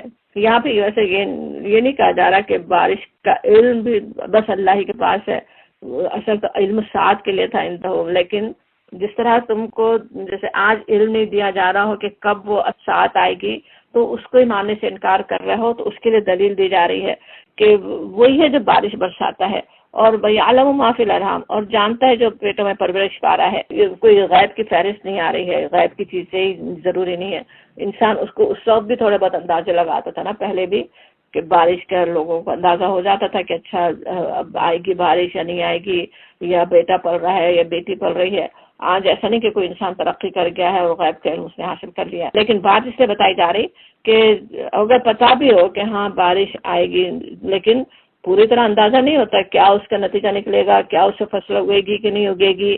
اولاد کا پتہ بھی ہو کہ ہاں فلاں دن آپریشن سے اس کو بچے کو پیدا ہونا ہے، لیکن کس کو پتہ ہے کیا پیدا ہو رہا ہے، کیسی صفات لے کر آئے گا، نافرمان ہوگا، فرمانبردار ہوگا، دنیا میں فساد کرے گا یا اچھا انسان ہوگا، کچھ بھی تو نہیں پتا کیا پیٹ میں پڑ رہا ہے، وہ اللہ تعالیٰ جانتا ہے، اور کوئی متنفس نہیں جانتا کہ کل وہ کیا کمائی کرنے والا ہے، کل کا نہیں پتا انسان کو۔ آج کچھ بھی کوئی بھی انسان نہیں کہہ سکتا کہ کل لازماً میں یہ کر دوں گا، وہ اللہ تعالیٰ جانتا ہے کہ کیا وہ کمائی کرے گا، نہ کسی شخص کو یہ خبر ہے کہ کس سرزمین میں اس کو موت آنی ہے۔ اب کیا ہم موت کا انکار کرتے ہیں جب ہمیں نہیں پتا کہ کہاں مریں گے، کب مریں گے، کس تاریخ کو مریں گے، مگر انکار تو نہیں کرتے کہ نہیں موت نہیں آئے گی، تو پھر ساتھ کا کیسے انکار کر رہا ہے اگر اس کا تمہیں خبر نہیں، اگر پتہ نہیں کہ کب آئے گی۔ یہ باتیں یہاں سمجھائی جا رہی ہے، ان اللہ علیم خبیر، اللہ ہی سب کچھ جاننے والا اور باخبر ہے۔ سورۃ السجدہ شروع ہو رہی ہے، بسم اللہ الرحمن الرحیم، الف لام میم، یہ بھی اسی طرح انہی حروف مقطعات سے اس کتاب کی تنزیل بلا شبہ اللہ رب العالمین کی طرف سے ہے، لا ریب فیہ من رب العالمین، رب العالمین کی طرف سے نازل ہونے والی کتاب۔ تعارف، کیا یہ لوگ کہتے ہیں، وہی مکی سورہ ہے، اسی طرح سے وہ ان کی توحید کی دعوت سمجھائی جا رہی ہے بار بار۔ کیا یہ لوگ کہتے ہیں اس شخص نے اسے خود گھڑ لیا ہے، یعنی اس کتاب کو؟ نہیں، بلکہ یہ حق ہے تیرے رب کی طرف سے، تاکہ تو متنبع کرے ایک ایسی قوم کو جس کے پاس اس سے پہلے کوئی متنبع کرنے والا نہیں آیا، شاید کہ وہ ہدایت پا جائیں۔ حضرت اسماعیل کے بعد سے کوئی اور نبی نہیں آئے تھے نا وہاں پہ، ان کے لیے اللہ نے ہدایت بھیجی، کتنے بڑے اللہ کا کرم ہو رہا ہے۔ اور وہ اللہ ہی ہے جس نے آسمانوں اور زمین کو اور ان ساری چیزوں کو جو ان کے درمیان ہے 6 دنوں میں پیدا کیا، اور اس کے بعد عرش پر جلوہ فرما ہوا، اس کے سوا نہ تمہارا کوئی حامی و مددگار ہے اور نہ کوئی اس کے آگے سفارش کرنے والا، من دونہ میں ولی ولا شفیع۔ بار بار یہ بات سمجھائی جاتی ہے نا کہ دوسروں پہ بھروسے نہیں رکھ کرو اللہ کے چھوڑ کر، افلا تتذکرون، پھر کیا تم ہوش میں نہ آؤ گے؟ یدبر الامر من السماء الى الارض، وہ آسمان سے زمین تک دنیا کے معاملات کی تدبیر کرتا ہے۔ کون ہے جو تدبیر کر رہا ہے نا، ذرا سوچو۔ اور یہ کہ ثم پھر یعرج الیہ فی یوم کان مقدارہ الف سنہ مما تعدون، کہ اور اس کی تدبیر کی روداد اوپر اس کے حضور جاتی ہے ایک ایسے دن میں جس کی مقدار تمہارے شمار سے 1000 سال ہے۔ دنیا کے ہمیں پتہ ہے کہ دن ویسے ہی کتنے مختلف ہیں نا، خود ایک اس نظام شمسی کے جو سیارے ہیں، مارس وغیرہ، مرکری، سب میں کتنے دن مختلف تو ہے نا ان کے، مختلف گھنٹوں کے۔ تو اللہ تعالیٰ کا دن تو کیسا ہے، وہ جو اس کائنات کو پیدا کرنے والا، اس سے مابرہ ہستی ہے، اس کا دن تمہارے مقدار سے 1000 سال یہاں کہا جاتا. 50,000 سال سورہ معارج میں ہے، لیکن وہاں بات بھی ایسے دوسری ہے. تو ایسے بھی بس ہو سکتا ہے کہ ایک بڑی مدت بتانے کے لیے 1000 سال کہا جا رہا ہو نا. ذالک عالم الغیب والشہادتی، وہی ہے ہر پوشیدہ اور ظاہر کا جاننے والا، العزیز الرحیم، زبردست الرحیم. الذی احسن کل شیء خلقہ، جو چیز جو اس نے بنائی کیسی احسن، خوبصورت، بہترین بنائی ہے. اور اس نے انسان کی تخلیق کی ابتدا گارے سے کی، من تین، پھر ثم، پھر اس کے بعد ایک مدت کے بعد جیسے اس کی نسل ایک سط سے چلائی جو ماء مہین، بالکل حقیر پانی سے چلائی. پھر اس ثم، پھر سواہ، اس کو درست کیا کہ کیسا تصفیہ انسان کا ہوا، بالکل صحیح جگہ، آنکھ ناک کس طرح سے وہ بنے. اور ونفخ فیہ من روحہ، پھر اس کے اندر اپنی روح پھونک دی، اور تم کو کان دیے، آنکھیں دی اور دل دیے. تم لوگ کم ہی شکر گزار ہوتے ہو. اور یہ بات پیچھے بھی ویسے ہم سمجھ ہی چکے ہیں، وہ اس پہ غور کر چکے، اور غور کرتے بھی رہنے کی ضرورت ہے. اپنی پیدائش پہ انسان غور کرے، کیسے ہمارے اندر کیسے روح ہے جو اللہ کی پھونکی ہوئی، اس روح کی حفاظت کرنے والے ہوں، اس کو بہترین طریقے سے اس کو غذا پہنچانے والے ہوں. اس کے غذا پہنچانے کا بہترین وقت جیسے رمضان کا مہینہ بھی گزر رہے انشاءاللہ، پاکیزہ سے پاکیزہ تر انشاءاللہ کر لے.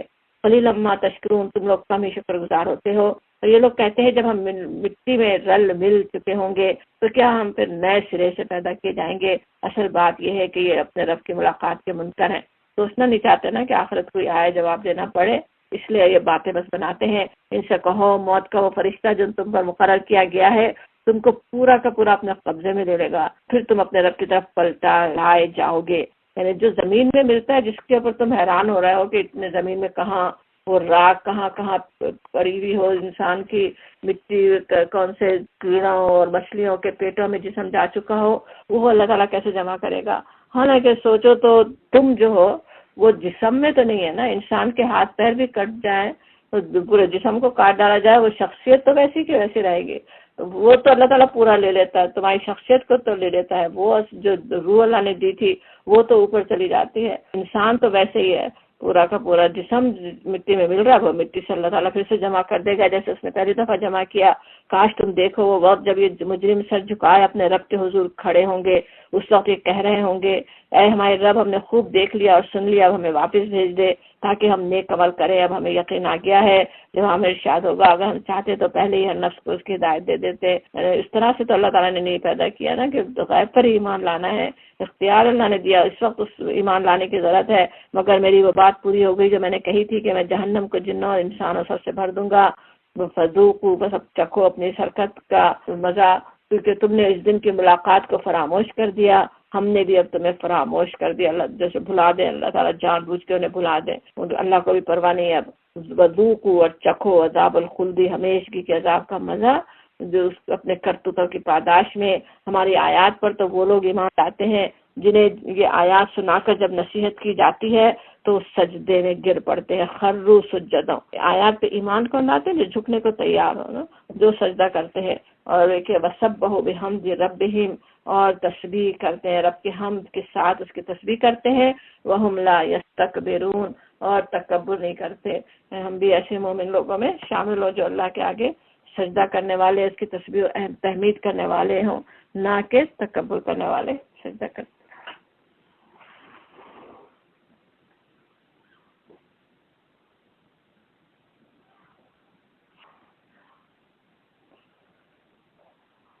کہ اعوذ باللہ من الشیطان الرجیم. اب ان کی تعریف اور جو آ رہی ہے بہت ہی خوبصورت ہے کہ وہ بندے، مومن بندے جو اس طرح اللہ کے آگے جھکنے والے ہوتے ہیں، ان کا کیا ہوتا ہے؟ تتجافا جنوبہم عن المضاجع، ان کی پیٹھیں بستروں سے الگ رہتی ہیں. یدعون ربہم خوفا وطمعا، اپنے رب کو خوف اور طمع کے ساتھ پکارتے ہیں. ومما رزقناہم، اور جو کچھ ہم نے ان کو رزق دیا ہے ینفقون، اس میں سے خرچ کرتے ہیں.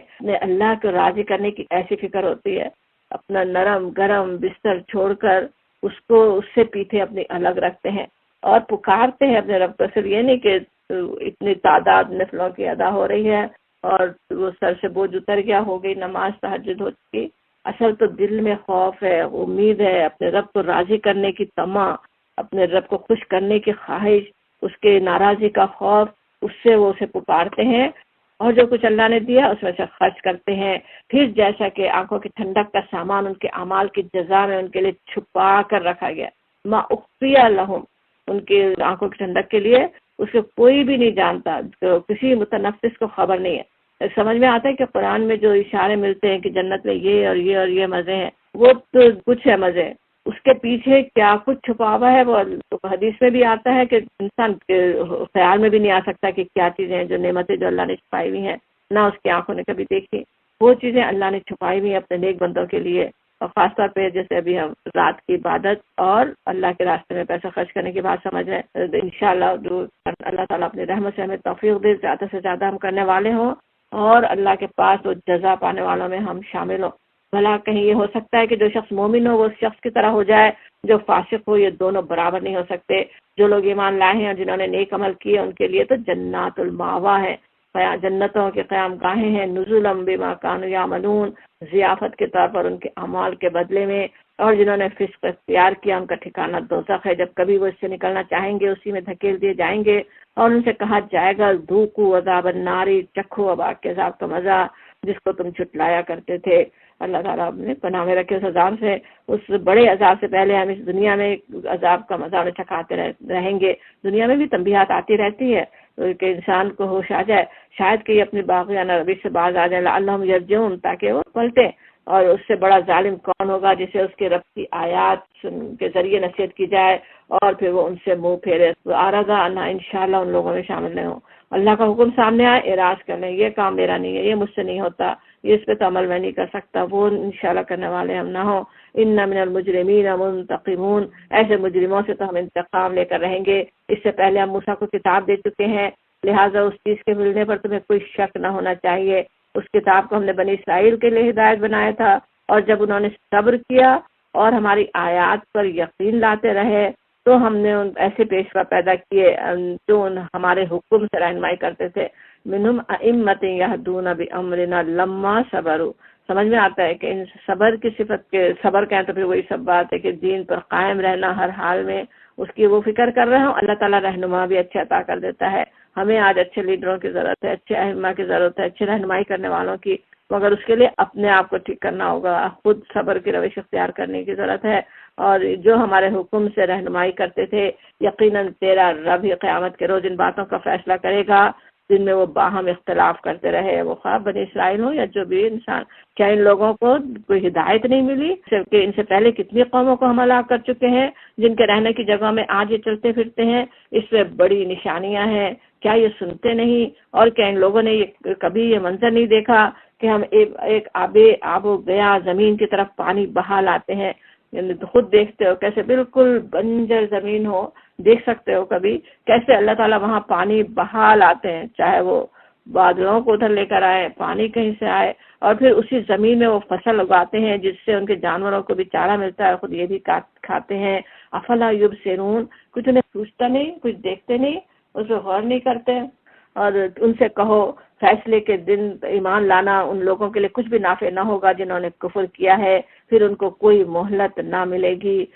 اچھا تو انہیں ان کے حال پر چھوڑ دو اور انتظار کرو، یہ بھی منتظر رہیں.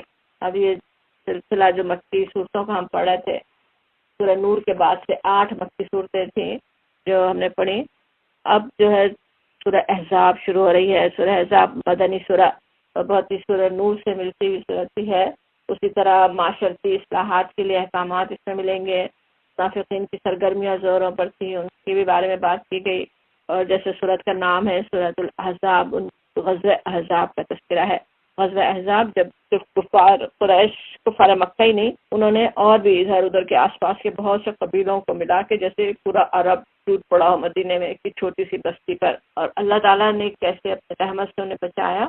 غزوہ احزاب کی تفصیل آپ لوگوں کو پتہ بھی ہوگی، تفسیر کی کتابوں میں بھی مل جائے گی، اور تفسیر میں بھی، سیرت کی کتابوں میں بھی تفصیل دیکھ سکتے ہیں. بہت تفصیل میں جانے کا ٹائم نہیں ہے، لیکن یہاں پہ خود جو قرآن میں ابھی تفسیر آ رہا ہوگا اس سے کچھ سامنے آ جائیں گے واقعات.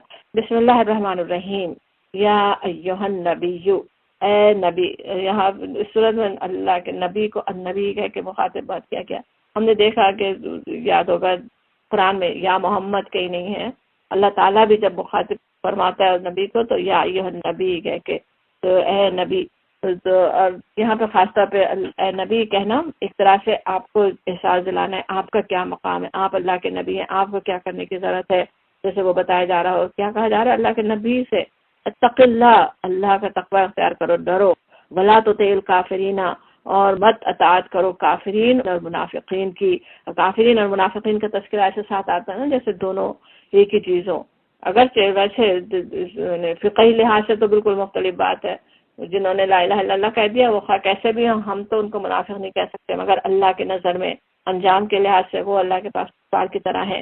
اور یہاں پہ جو بات کہی جا رہی ہے کہ آپ اللہ سے ڈریں، اللہ کا تقوی اختیار کریں، آپ اللہ کے نبی ہیں، آپ کو تو تقوی کا قائم رہنا ہے۔ اور یہ تو بلا توتے کا جیسے ہم پہلے بھی سمجھ رہے تھے کئی جگہ اطاعت، حالانکہ نبی صلی اللہ علیہ وسلم تو ظاہر ہے اطاعت نہیں کرنے والے، لیکن دوسروں کے پریشر سے کہ کفار اور منافقین کیا باتیں بنائیں گے، کیسا مذاق اڑائیں گے، کس طرح اسلام کو بدنام کریں گے، اس کی وجہ سے آپ ایک کام کرتے ہوئے جو جھجک رہے تھے اس کے لیے اصل میں ٹوکا جا رہا ہے سب کو یہاں پہ پہلی ہی آیت پہ کہ آپ نہیں ڈریں، آپ ان کے پریشر میں مت آئیں، آپ ان کی پرواہ نہ کریں۔ دوسرے الفاظ میں جو سمجھ لیں ان اللہ کان علیما حکیما، اللہ تعالیٰ ہے علیم اور حکیم۔ اور بتبع ما یوحا الیک، کا پیروی کرو، اتباع کرو جو آپ کی طرف وحی کی گئی ہے، جس کا اشارہ آپ کو کیا جا رہا ہے۔ ان اللہ کان بما تعملون خبیرا، اللہ ہر اس بات سے باخبر ہے جو تم لوگ کرتے ہو۔ وتوکل علی اللہ، اللہ پہ توکل کرو۔ وکفی باللہ وکیلا، اللہ وکیل ہونے کے لیے کافی ہے۔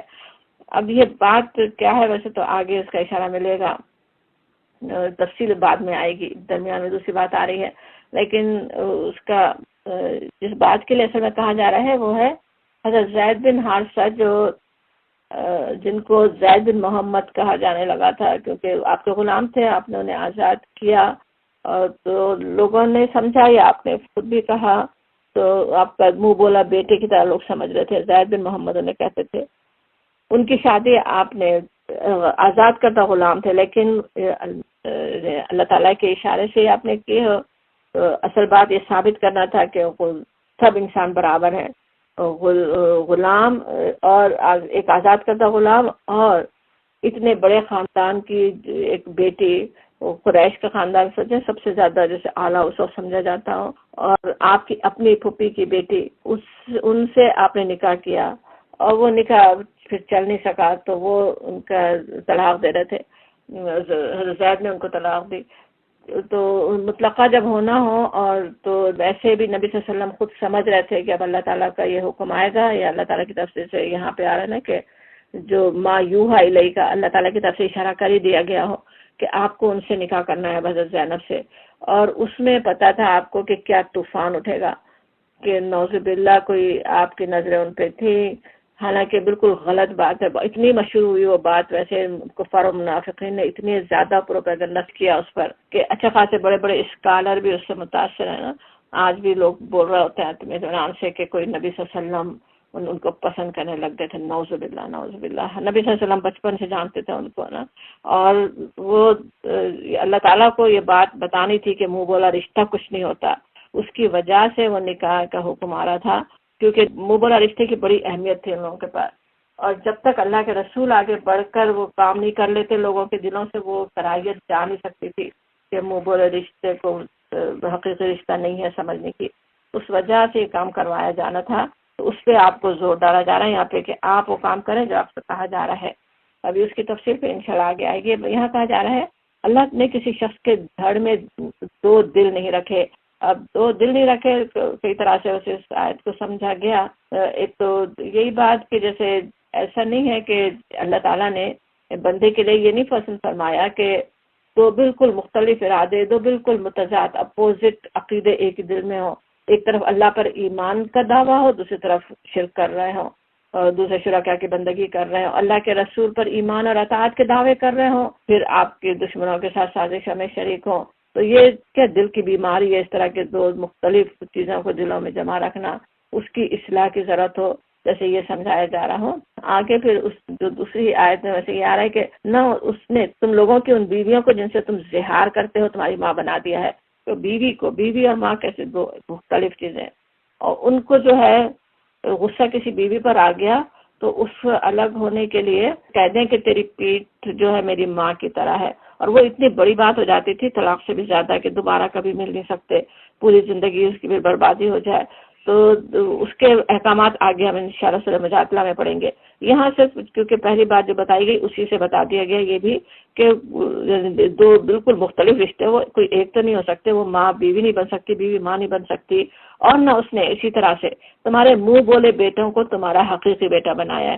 تو منہ سے بول دو کسی اور کا وہ بیٹا ہے، کسی اور کے نطفے سے وہ پیدا ہوا ہے، کسی اور نسب سے تعلق رکھتا ہے، تم اسے منہ سے بیٹا بول دو تو وہ بیٹا نہیں بن جاتا. یہ بات سمجھائی جا رہی ہے. اب یہ بات کیسے اللہ کی کتاب نے ہمیں سمجھا دی نا، کیونکہ یہی بات لوگوں کو سمجھنا مشکل ہو رہا تھا نا. بس جس کو بول دے منہ بولا بیٹا وہ تو ہو گیا. اسی لیے اڈاپٹ بھی کریں تو اب یہاں کے قانون کے لحاظ سے نام چاہے بدلنا پڑے، لیکن پتہ ہونا چاہیے کس نسل کا، کس نسب کا ہے، کس کا بیٹا ہے، اس بچے کو پتہ ہونا چاہیے نا. اور یہ تو وہ باتیں ہیں جو تم لوگ اپنے منہ سے نکال دیتے ہو. منہ سے بولنے سے حقیقت نہیں بدل جاتی کہ تم بیٹا بولو وہ تمہارا بیٹا بن جائے، مگر اللہ وہ بات کہتا ہے جو مبنی بر حقیقت ہے اور وہی صحیح طریقے کی طرف رہنمائی کرتا ہے. منہ بولے بیٹوں کو ان کے باپوں کی نسبت سے پکارو، یہ حکم دے دیا گیا. اس کے بعد ہی پھر دوبارہ زید بن حارثہ کہا جانے لگا.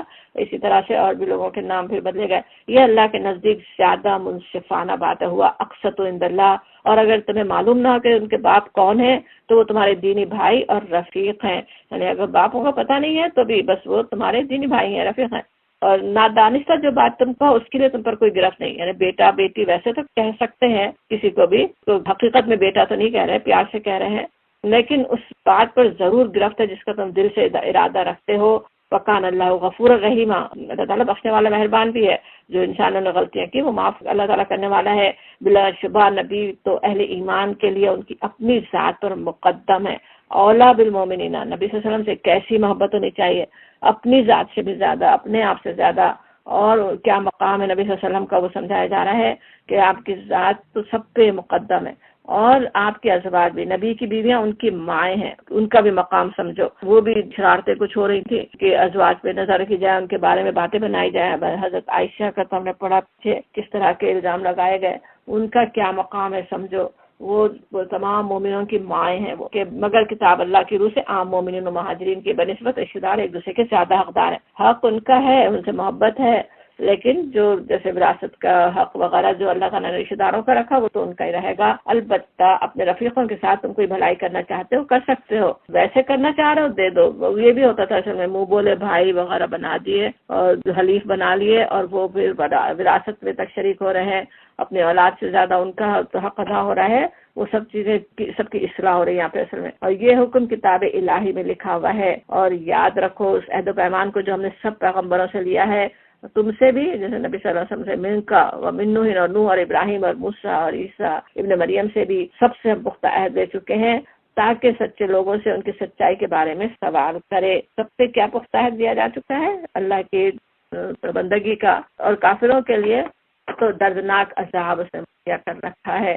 اور اے لوگوں جو ایمان لائے ہو، یا ایھا الذین آمنوا اذکروا نعمت اللہ کے اس احسان کو یاد کرو جو اس نے ابھی ابھی تم پر کیا. اب یہاں غزوہ احزاب کی طرف اشارہ ہو رہا ہے کہ کیسا اللہ نے احسان کیا. جب لشکر تم پر چڑھ آئے تھے تو ہم نے ان پر ایک سخت آندھی بھیج دی. سخت آندھی فوراً نہیں آئی تھی، ہمیں پتہ ہے حالات سے. 1 مہینے تک وہ لوگ وہاں پہ پڑاؤ ڈال کے بیٹھے رہے. مسلمانوں نے خندق بنا دی، اسی لیے غزوہ احزاب کو غزوہ خندق بھی کہا جاتا نا. پورا جو خندق بنائی اور اس کے پار وہ بیٹھے رہے پورے پڑاؤ ڈالے ہوئے، اور 1 مہینے وہاں بیٹھے. پھر وہ اللہ تعالیٰ نے ایسی سخت آندھی بھیجی تو ایسی فوجیں روانہ کی جو تم کو نظر نہ آتی تھی. اللہ تعالیٰ کی فوجیں تھی، فرشتے تھے جنہوں نے ان کے دلوں میں ایسی گھبراہٹ ڈال دی اور کس طرح ان کی تباہی کر دی. ان کے ساتھ خیمے اکھڑ گئے، جو آگ بجھ گئی اور کیا کچھ ہو گیا. اور اللہ وہ سب کچھ دیکھ رہا تھا جو تم لوگ اس وقت کر رہے تھے. بڑا ہی سخت امتحان تھا مومنوں کے لیے نا، ایمان کا سخت امتحان تھا. منافق کھل کر سامنے آ گئے، اتنا بڑا خطرہ جب سر پہ تھا. اور مومنوں کا ایمان کیسا بڑھ گیا، ہر چیز اللہ تعالیٰ دیکھ رہا تھا. جب وہ اوپر سے اور نیچے سے تم پر چڑھا ہے، اوپر سے نیچے سے، یعنی جیسے اس کے نجد اور خیبر کی طرف سے آنے والے اوپر سے، مکہ معظمہ کی طرف سے آنے والے نیچے سے آئے ہوں، یا اوپر نیچے کہیں تو ہر طرف سے بھی، مطلب کئی طرح کے کئی قبائل کئی جگہ سے آ گئے تھے نا، تو وہ سب چڑھ آئے. اور جب خوف کے مارے آنکھیں پتھرا گئی، کلیجے منہ کو آ گئے، اور تم لوگ اللہ کے بارے میں طرح طرح کے گمان کرنے لگے. کیسا ایک جس کا ایمان کمزور ہو وہ بھی سامنے آ جاتا ہے نا، کہ اچھا وہ کہہ رہے تھے منافق زمانوں سے کہہ رہے تھے کہ ہم سے تو کیا وعدے کیے جا رہے تھے کہ روم و ایران فتح ہوں گے، یہاں اپنے گھروں کے لالے ہمیں پڑے ہوئے ہیں. تو وہ اللہ سے نعوذ باللہ برے گمان کرنے لگے تھے، اور اس وقت ایمان لانے والے خوب آزمائے گئے اور بری طرح ہلا مارے گئے. وزلزلوا زلزالا شدیدا. کیسا ویسے امتحان ہوتا ہے نا، وہ امتحان جو اللہ نے بھیجے کہ ہم دیکھ آئے غزوہ احد، غزوہ بدر کا بھی، اسی طرح غزوہ احزاب بھی جو تھی کیسا بڑا امتحان تھی. لیکن صرف امتحان ہی تھا، اسے بس کامیابی ہونا تھا، کچھ کرنا نہیں پڑا تھا. لیکن اصل چیز دل کا ایمان کا سامنے آ جانا تھا، کیا دل ایمان کی کیا کیفیت ہے، کتنا کم ہے کتنا زیادہ ہے، وہ سامنے بس آ گیا. یاد کرو وقت جب منافقین اور وہ سب لوگ جن کے دلوں میں روگ تھا، قلوبہم مرض، وہ صاف صاف کہہ رہے تھے کہ اللہ اس کے رسول نے جو وعدے ہم سے کیے وہ فریب کے سوا کچھ نہیں تھے. ایسے کیسا ان کا کفر دل کا منہ پہ آ گیا. اور وہ جب ان میں سے ایک گروہ نے کہا کہ اے یثرب کے لوگوں، یا اہل یثربی، تمہارے لیے کوئی ٹھہرنے کا موقع نہیں ہے، پلٹ چلو پھٹ جاؤ. جیسے عبداللہ بن ابی، بڑے بڑے جو کٹے منافق ہو، وہ اسلام سے ہی پھیر لے جانا چاہ رہے ہیں ان لوگوں کے، چلو چلو واپس چلو، ان کے ساتھ دینے کا کوئی فائدہ نہیں. نعوذ باللہ. جب ان کا ایک فریق یہ کہہ کر نبی سے رخصت طلب کر رہا تھا کہ ہمارے گھر خطرے میں ہیں، حالانکہ وہ خطرے میں نہ تھے، وہ صرف بھاگنا چاہتے تھے وہاں سے نا. اور اگر شہر کے اطراف سے دشمن گھس آئے ہوتے اور اس وقت انہیں فتنے کی طرف دعوت دی جاتی تو یہ اس میں جا پڑتے، اور مشکل ہی سے انہیں شریک فتنہ ہونے میں کوئی تعامل ہوتا. انسانوں کا یہ ہوتا ہے نا، فتنے کرنے فساد کرنے میں تو تیز ہوتے ہیں. اگر وہ فتنے کرنے کے لیے لوگ آتے تو ان کا ساتھ دے دیتے، اور اب جو اپنے شہر کی دفاع کرنا ہے اس کے لیے ساتھ دینے میں وہ بھاگ رہے ہیں. ان لوگوں نے اس سے پہلے اللہ سے عہد کیا تھا کہ پیٹ نہ پھیریں گے. غزوہ عہد میں جس سے غلطیاں ہوئی، کس طرح وہ وعدے کیے تھے، اور اللہ سے کیے ہوئے عہد کی باز پرس تو ہونی ہی تھی. اللہ تعالیٰ کو امتحان لینا تھا کہ وہ کتنے اپنے وعدے میں سچے ہیں. ان سے کہو اگر تم موت یا قتل سے بھاگو تو یہ بھاگنا تمہارے لیے کچھ بھی نفع بخش نہ ہوگا، اس کے بعد زندگی کے مزے لوٹنے کا تھوڑا ہی موقع تمہیں مل سکے گا. ان سے کہو کون ہے جو تمہیں اللہ سے بچا سکتا ہو اگر وہ تمہیں نقصان پہنچانا چاہے، اور کون اس کی رحمت کو روک سکتا ہے اگر وہ تم پر مہربانی کرنا چاہے. اللہ کے مقابلے میں تو یہ لوگ کوئی حامی و مددگار نہیں پا سکتے. ایسا اللہ پہ بھروسہ ہونا. اللہ تعالیٰ بچانا چاہے کوئی نہیں نقصان پہنچائے گا، وہ رحمت کرنا چاہے کوئی اس کو روک نہیں سکتا. تو کیسا انسان بہادر بن جائے، کیسے صحیح فیصلے کرنے کی پھر اسے توفیق ہو. اللہ تم میں سے ان لوگوں کو خود جانتا ہے جو رکاوٹیں ڈالنے والے ہیں، جو اپنے بھائیوں سے کہتے ہیں آؤ ہماری طرف، جو لڑائی میں حصہ لیتے بھی ہیں تو بس نام گرانے کو، یہ پورے جو کٹر منافق ہیں ان کی بات ہو رہی ہے. دوسرے لوگوں کو بھی اپنی طرف بلاتے ہیں، اور جو تمہارا ساتھ دینے میں سخت بخیل ہیں. خطرے کا وقت آ جائے تو اس طرح دیدے پھرا پھرا کر تمہاری طرف دیکھتے ہیں جیسے کسی مرنے والے پر غشی تاری ہو رہی ہو. اوپر دیکھیں جو بات تھی وہ ایمان ہو تو کیسا انسان بہادر ہو جائے کہ سب کچھ اللہ، زندگی سب اللہ کے ہاتھ میں ہے. لیکن جس کو وہی پورا ایمان ہی نہیں ہے تو ان کا پھر یہ حال ہوگا نا، جیسے غشی تاری ہو رہی ہو، ایسا ڈر، ایسی بزدلی. مگر جب خطرہ گزر جاتا ہے تو یہی لوگ فائدوں کے حریص بن کر قینچی کی طرح چلتی ہوئی زبانیں لیے تمہارے استقبال کو آ جاتے ہیں. مال غنیمت کے لیے تو بڑی رال ٹپکتے ہیں، اس وقت بڑی باتیں بڑھ بڑھ کے بنائے کہ ہم تو ایسے تھے، ہم نے یہ کیا اور وہ کیا. یہ لوگ ہرگز ایمان نہیں لائے. اور فاحبط اللہ اعمالہم، اللہ تعالیٰ فرما دیتا ہے سب اعمال ان کے ضائع ہو گئے. کیسے کیسے اعمال تھے. مسجد نبوی کی نمازیں تھیں جسے ہم سمجھتے ہیں کہ ہم تو اسے پڑھ لیں تو بس سارے گناہ معاف ہو جائیں. نبی صلی اللہ علیہ وسلم کی اقتداء میں آپ کے پیچھے نمازیں پڑھی ہوئی، جہاد کے لیے نکلے ہوئے نبی صلی اللہ علیہ وسلم کے ساتھ، مگر اللہ تعالیٰ فرماتے سب ضائع ہو گئے. اور یہ کہ وکانہ ذالک اللہ یسیرا، یہ بھی بہت سوچنے کی بات ہے. انسان سمجھتے ہیں اللہ تو بہت رحیم ہے، اللہ تعالیٰ کیوں اپنے اتنے بڑے بڑے کام ایسے دیکھنے میں جو کر رہے ہیں کہ ان کو کیوں پکڑے گا. اللہ کے لیے بہت آسان ہے پکڑنا. اللہ تعالیٰ دلوں کے حال جاننے والا ہے، ان کے سب کے اعمال وہ ضائع کر سکتا ہے. اللہ تعالیٰ یہ سمجھ رہے ہیں کہ اگر کہ حملہ آور گروہ ابھی گئے نہیں ہیں، اور اگر وہ پھر حملہ آور ہو جائیں تو ان کا جی چاہتا ہے کہ اس موقع پر کہیں صحرا میں بدوں کے درمیان جا بیٹھیں اور وہ وہیں سے تمہارے حالات پوچھتے رہے. تاہم اگر یہ تمہارے درمیان رہے بھی تو لڑائی میں کم ہی حصہ لیں گے. لقد کان لکم فی رسول اللہ اسوۃ حسنہ، در حقیقت تم لوگوں کے لیے اللہ کے رسول میں ایک بہترین نمونہ تھا. یہ آیت سب کو یاد ہی ہوگی، بہت ہی سنی بھی ہوگی. لیکن جب آیت سن رہے ہوتے ہیں تو اکثر ہم اللہ کے رسول ہمارے لیے اسوہ ہے، آپ کا نمونہ، اس کے لیے ہماری بہت ہی نظر ذرا محدود بھی ہو جاتی ہے نا. مسواک کے کیسے آپ کرتے تھے، آپ پانی کس طرح پیتے تھے، سوتے کس طرح تھے، ساری سنتیں بہت اہم ہیں. ہر سنت پہ عمل کرنا ہمارے لیے بہت فائدہ مند ہے. لیکن جب نبی صلی اللہ علیہ وسلم کے اسوہ ہمارے لیے نمونہ ہے تو پورے اسوے کو دیکھنے کی ضرورت ہے. اور یہاں خاص طور پہ اسوہ غزوہ احزاب کے وقت نبی صلی اللہ علیہ وسلم کا کیا اسوہ تھا. آپ کس طرح سب کے ساتھ مل کر خندق کھودنے والوں میں شریک تھے. کس طرح بھوک سے آپ کے صحابی کے پیٹ پر 2 پتھر بندھے ہوں تو آپ کے پیٹ پر 3 پتھر بندھے ہوئے, اتنی بھوک آپ برداشت کر رہے ہیں. آپ کے گھر والوں کی حفاظت کے لیے بھی کوئی خاص سامان نہیں ہے, آپ کی حفاظت کے لیے کوئی خاص قلعہ نہیں بنایا گیا ہے. آپ صلی اللہ علیہ وسلم سب کچھ وہ کر رہے ہیں جو دوسرے مسلمان کر رہے تھے. وہ نمونہ تھا. نبی صلی اللہ علیہ وسلم کیا کرنا ہے وہ نمونہ ہے. آپ کے ساتھ چلو, آپ کے پیچھے چلو, آپ جو کر رہے وہ کرو. یہ بات اس وقت ان لوگوں سے کہی جا رہی تھی. ہمارے لیے بھی اسی طرح آپ کی پوری زندگی کا اتباع کرنے کی بات ہے.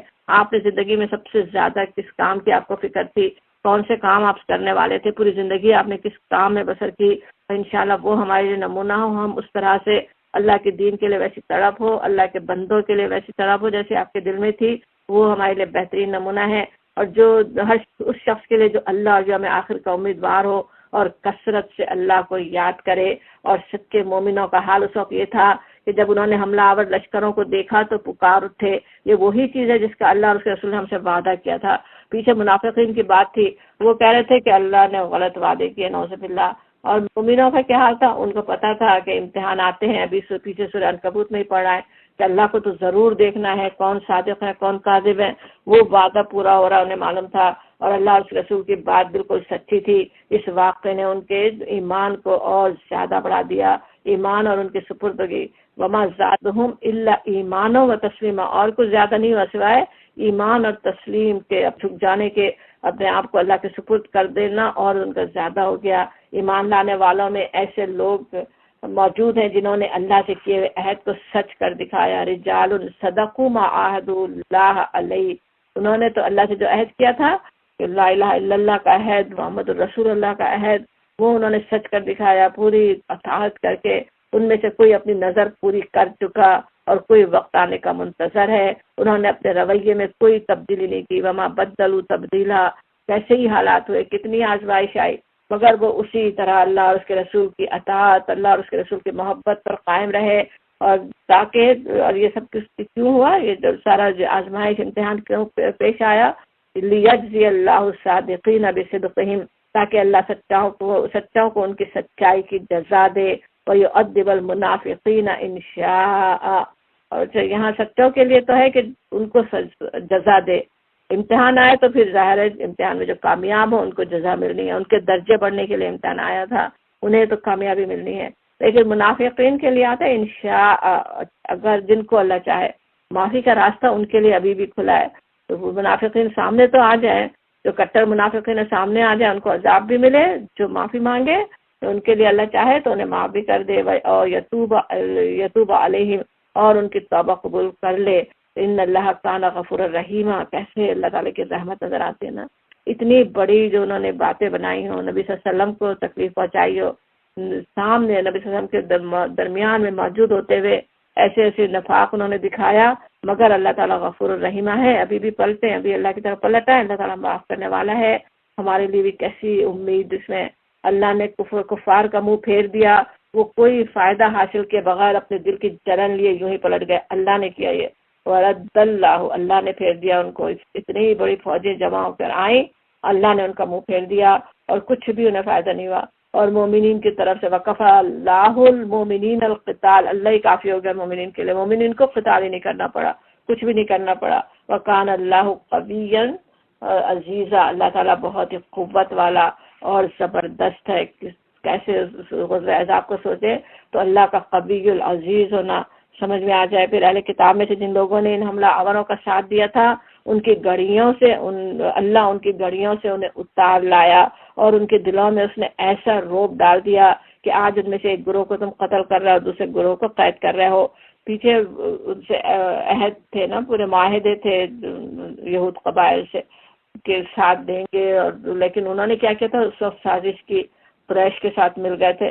اس کی وجہ سے انتہائی خوف کی حالت اس وجہ سے بھی زیادہ پیدا ہو گئی تھی کہ سامنے وہ پورا عرب کھڑا ہوا ہے, پیچھے یہودی قبیلے جو ہیں وہ اگر ان سے مل جائیں تو پیچھے سے گھر بھی خطرے میں آ جائیں, پیچھے سے خطرہ, تو دو طرف سے جیسے مسلمان پھنس جائیں. تو ان کو پھر سزا دی گئی، انہی کی منہ مانگی، انہوں نے خود ہی اپنا بنایا کہ آربیٹریٹر بنایا اس کو 7 ماس کو، پھر انہوں نے جو سزا دی وہ ان کو دی گئی۔ تو اس کی طرف اشارہ ہو رہا ہے کہ ان کے دلوں میں اس نے ایسا روک ڈال دیا، اللہ نے دل میں روک ڈال دیا، چاہے تو وہ لڑ بھی سکتے تھے، لیکن آج ان میں سے ایک گروہ کو تم قتل کر رہے ہو، دوسرے گروہ کو قید کر رہے ہو، اس نے تم کو ان کی زمین اور ان کے گھروں اور ان کے اموال کا وارث بنا دیا۔ ان کو اللہ نے سزا دی ان کی بدعہدی کی، اور مسلمانوں کو ان کے گھر ان کے اموال کا وارث بنا دیا، اور وہ علاقہ تمہیں دیا جسے تم نے کبھی پامال نہ کیا تھا۔ اور یعنی مسلمانوں نے تو اس پہ کوئی لڑائی نہیں کی، قتال نہیں کیا، کچھ گئے نہیں اس پہ پیش قدمی کرنے، مگر اللہ نے کو عطا کر دیا وہ سب کچھ۔ وکان اللہ علی کل شیء قدیر، اللہ ہر چیز پر قادر ہے۔ یا ایھا نبی، اے نبی اپنی بیویوں سے کہو اگر تم دنیا اور اس کی زینت چاہتی ہو تو آؤ میں تمہیں کچھ دے دلا کر بھلے طریقے سے رخصت کر دوں، اور اگر تم اللہ اور اس کے رسول اور دار آخرت کی طالب ہو تو جان لو کہ تم میں سے جو نیکوکار ہیں اللہ نے ان کے لیے بڑا اجر مہیا کر رکھا ہے، اجرن عظیمہ ان کے لیے ہے۔ اور اس آیت کے جو تشریح میں زیادہ تر مفسرین نے یہ سمجھا کہ کوئی ایسا وقت تھا جب ہمیں پتہ ہے کہ نبی صلی اللہ علیہ وسلم اپنے معاش کے لیے کچھ کرتے نہیں تھے، اور تو بیویاں ظاہر ہے کتنی تنگی توشی سے رہتی ہو۔ بیویوں نے اس وقت 4 بیویاں تھیں جب یہ آیات ہوتی ہیں، حضرت سودا، حضرت عائشہ، حضرت حفصہ اور حضرت ام سلمہ۔ تو وہ انہوں نے جیسے مطالبہ کیا ہو تو اس کی وجہ سے جیسے یہ آیات نازل ہوئی، یہ مشہور تفسیر ہے، بہت سے مفسرین نے اس کو لیا۔ لیکن دوسری تفسیر اگرچہ اتنی مشہور نہیں ہے لیکن ان کی بات میں زیادہ وزن ہے۔ ان کا کہنا یہ ہے کہ منافقین اصل میں پروپیگنڈا اور کوششیں کر رہے تھے کہ نبی صلی اللہ علیہ وسلم کی خانگی زندگی میں بے چینی پیدا ہو، کہ خود ازواج نبی کے ساتھ ہمدردی جتا کر اور یہ کہ جیسے لوگوں کے سامنے یہ رکھنا چاہ رہا ہوں کہ ازواج نبی تو بے چین ہے۔ یہاں پہ یہ آیت اس طرح سے نازل کر کے اللہ تعالیٰ نے ازواج نبی کا پاکیزہ کردار جیسے سب کے سامنے رکھ دیا۔ بات ثابت ہو گئی کہ ازواج مطہرات اللہ، رسول اور آخرت کی طالب ہے۔ تو یہ دوسری تفسیر ہے۔ اس میں ہوا یہ تھا کہ اب یہ بات جب یہاں پہ آیت اتری نا کہ آپ اپنی بیویوں سے کہیں کہ اس طرح دنیا اس کی زینت چاہتی ہے تو میں تمہیں کچھ دے دلا کر رخصت کروں، اس کو تخییر کہتے ہیں کہ اختیار دینا۔ تو بیوی کو اختیار دیا جائے کہ وہ چاہے تو شوہر کے ساتھ رہے، چاہے تو جدا ہو جائے۔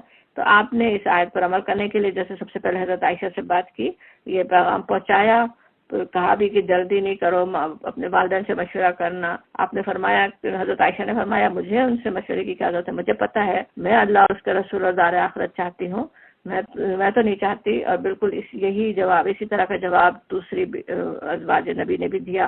تو اس سے صاف صاف بات ثابت ہو گئی کہ وہ جو ہے ان کا بہترین کردار سامنے آ گیا کہ وہ تو اللہ اور کتنی تنگی ترشی ہو، وہ تو اللہ اور اس کے رسول کا ساتھ دینا ہی چاہتی ہیں، اور وہ تو صرف آخرت ہی کی طلبگار ہے۔ وہ منافقین اور کتنے ہی پروپیگنڈے کریں، وہ ان کی بات ہی غلط ہے، جیسے یہ بات ثابت ہو گئی۔ اور کہا جاتا ہے کہ اور تم میں سے جو نیکوکار ہیں، جیسے نبی کی بیوی کہا جا رہا ہے، تو ان کے لیے اللہ نے بڑا اجر مہیا کر رکھا ہے۔ یا نساء النبی، اب ان سے خطاب ہے، اے نبی کی بیویوں، تم میں سے جو کسی صریح فحش کا ارتکاب کرے گی، بفاحشۃ مبینہ، یضاعف لها العذاب الضعفین، اسے دوہرا عذاب دیا جائے گا۔ کیونکہ جس کا جو مقام ہو نا، وہ تو پوری امت کے لیے نمونہ بنی ہوئی تھی نا، نبی صلی اللہ علیہ وسلم کی بیویاں، ان کا مقام کا احساس دلایا جا رہا ہو نا کہ کس مقام پر وہ ہیں، ان کی ذرا سی غلطی جو ہے وہ زیادہ اس کی سزا مل سکتی ہے، اتنے سارے لوگوں کو بگاڑ کا باعث بن سکتی ہے۔ تو وہ بات کہی جا رہی ہے اور یہ اللہ کے لیے بہت آسان کام ہے۔ وَقَانَ ذَلِكَ عَلَى اللَّهِ يَسِيرًا، بالکل اسی طرح جیسے ابھی ہم پیچھے آیت میں سمجھ رہے تھے، اللہ کے لیے کچھ مشکل نہیں ہے۔ تمہیں آج کتنا بڑا مقام حاصل ہو، لیکن اللہ تعالیٰ سزا ہر ایک کو دے سکتا ہے۔ اب آگے اسی طرح پھر انشاءاللہ کل کے سپارے میں پڑھیں گے، جس میں بات آتی ہے کہ ان کے لیے اسی طرح نیکیوں کا بھی دوہرا اجر ہے، کیونکہ وہ سب کے لیے نمونہ ہے۔ وہ ایک نیکی کرتی ہیں، اس سے کتنے لوگ نیکیاں سیکھتے ہیں۔ وآخر دعوانا الحمدللہ رب العالمین۔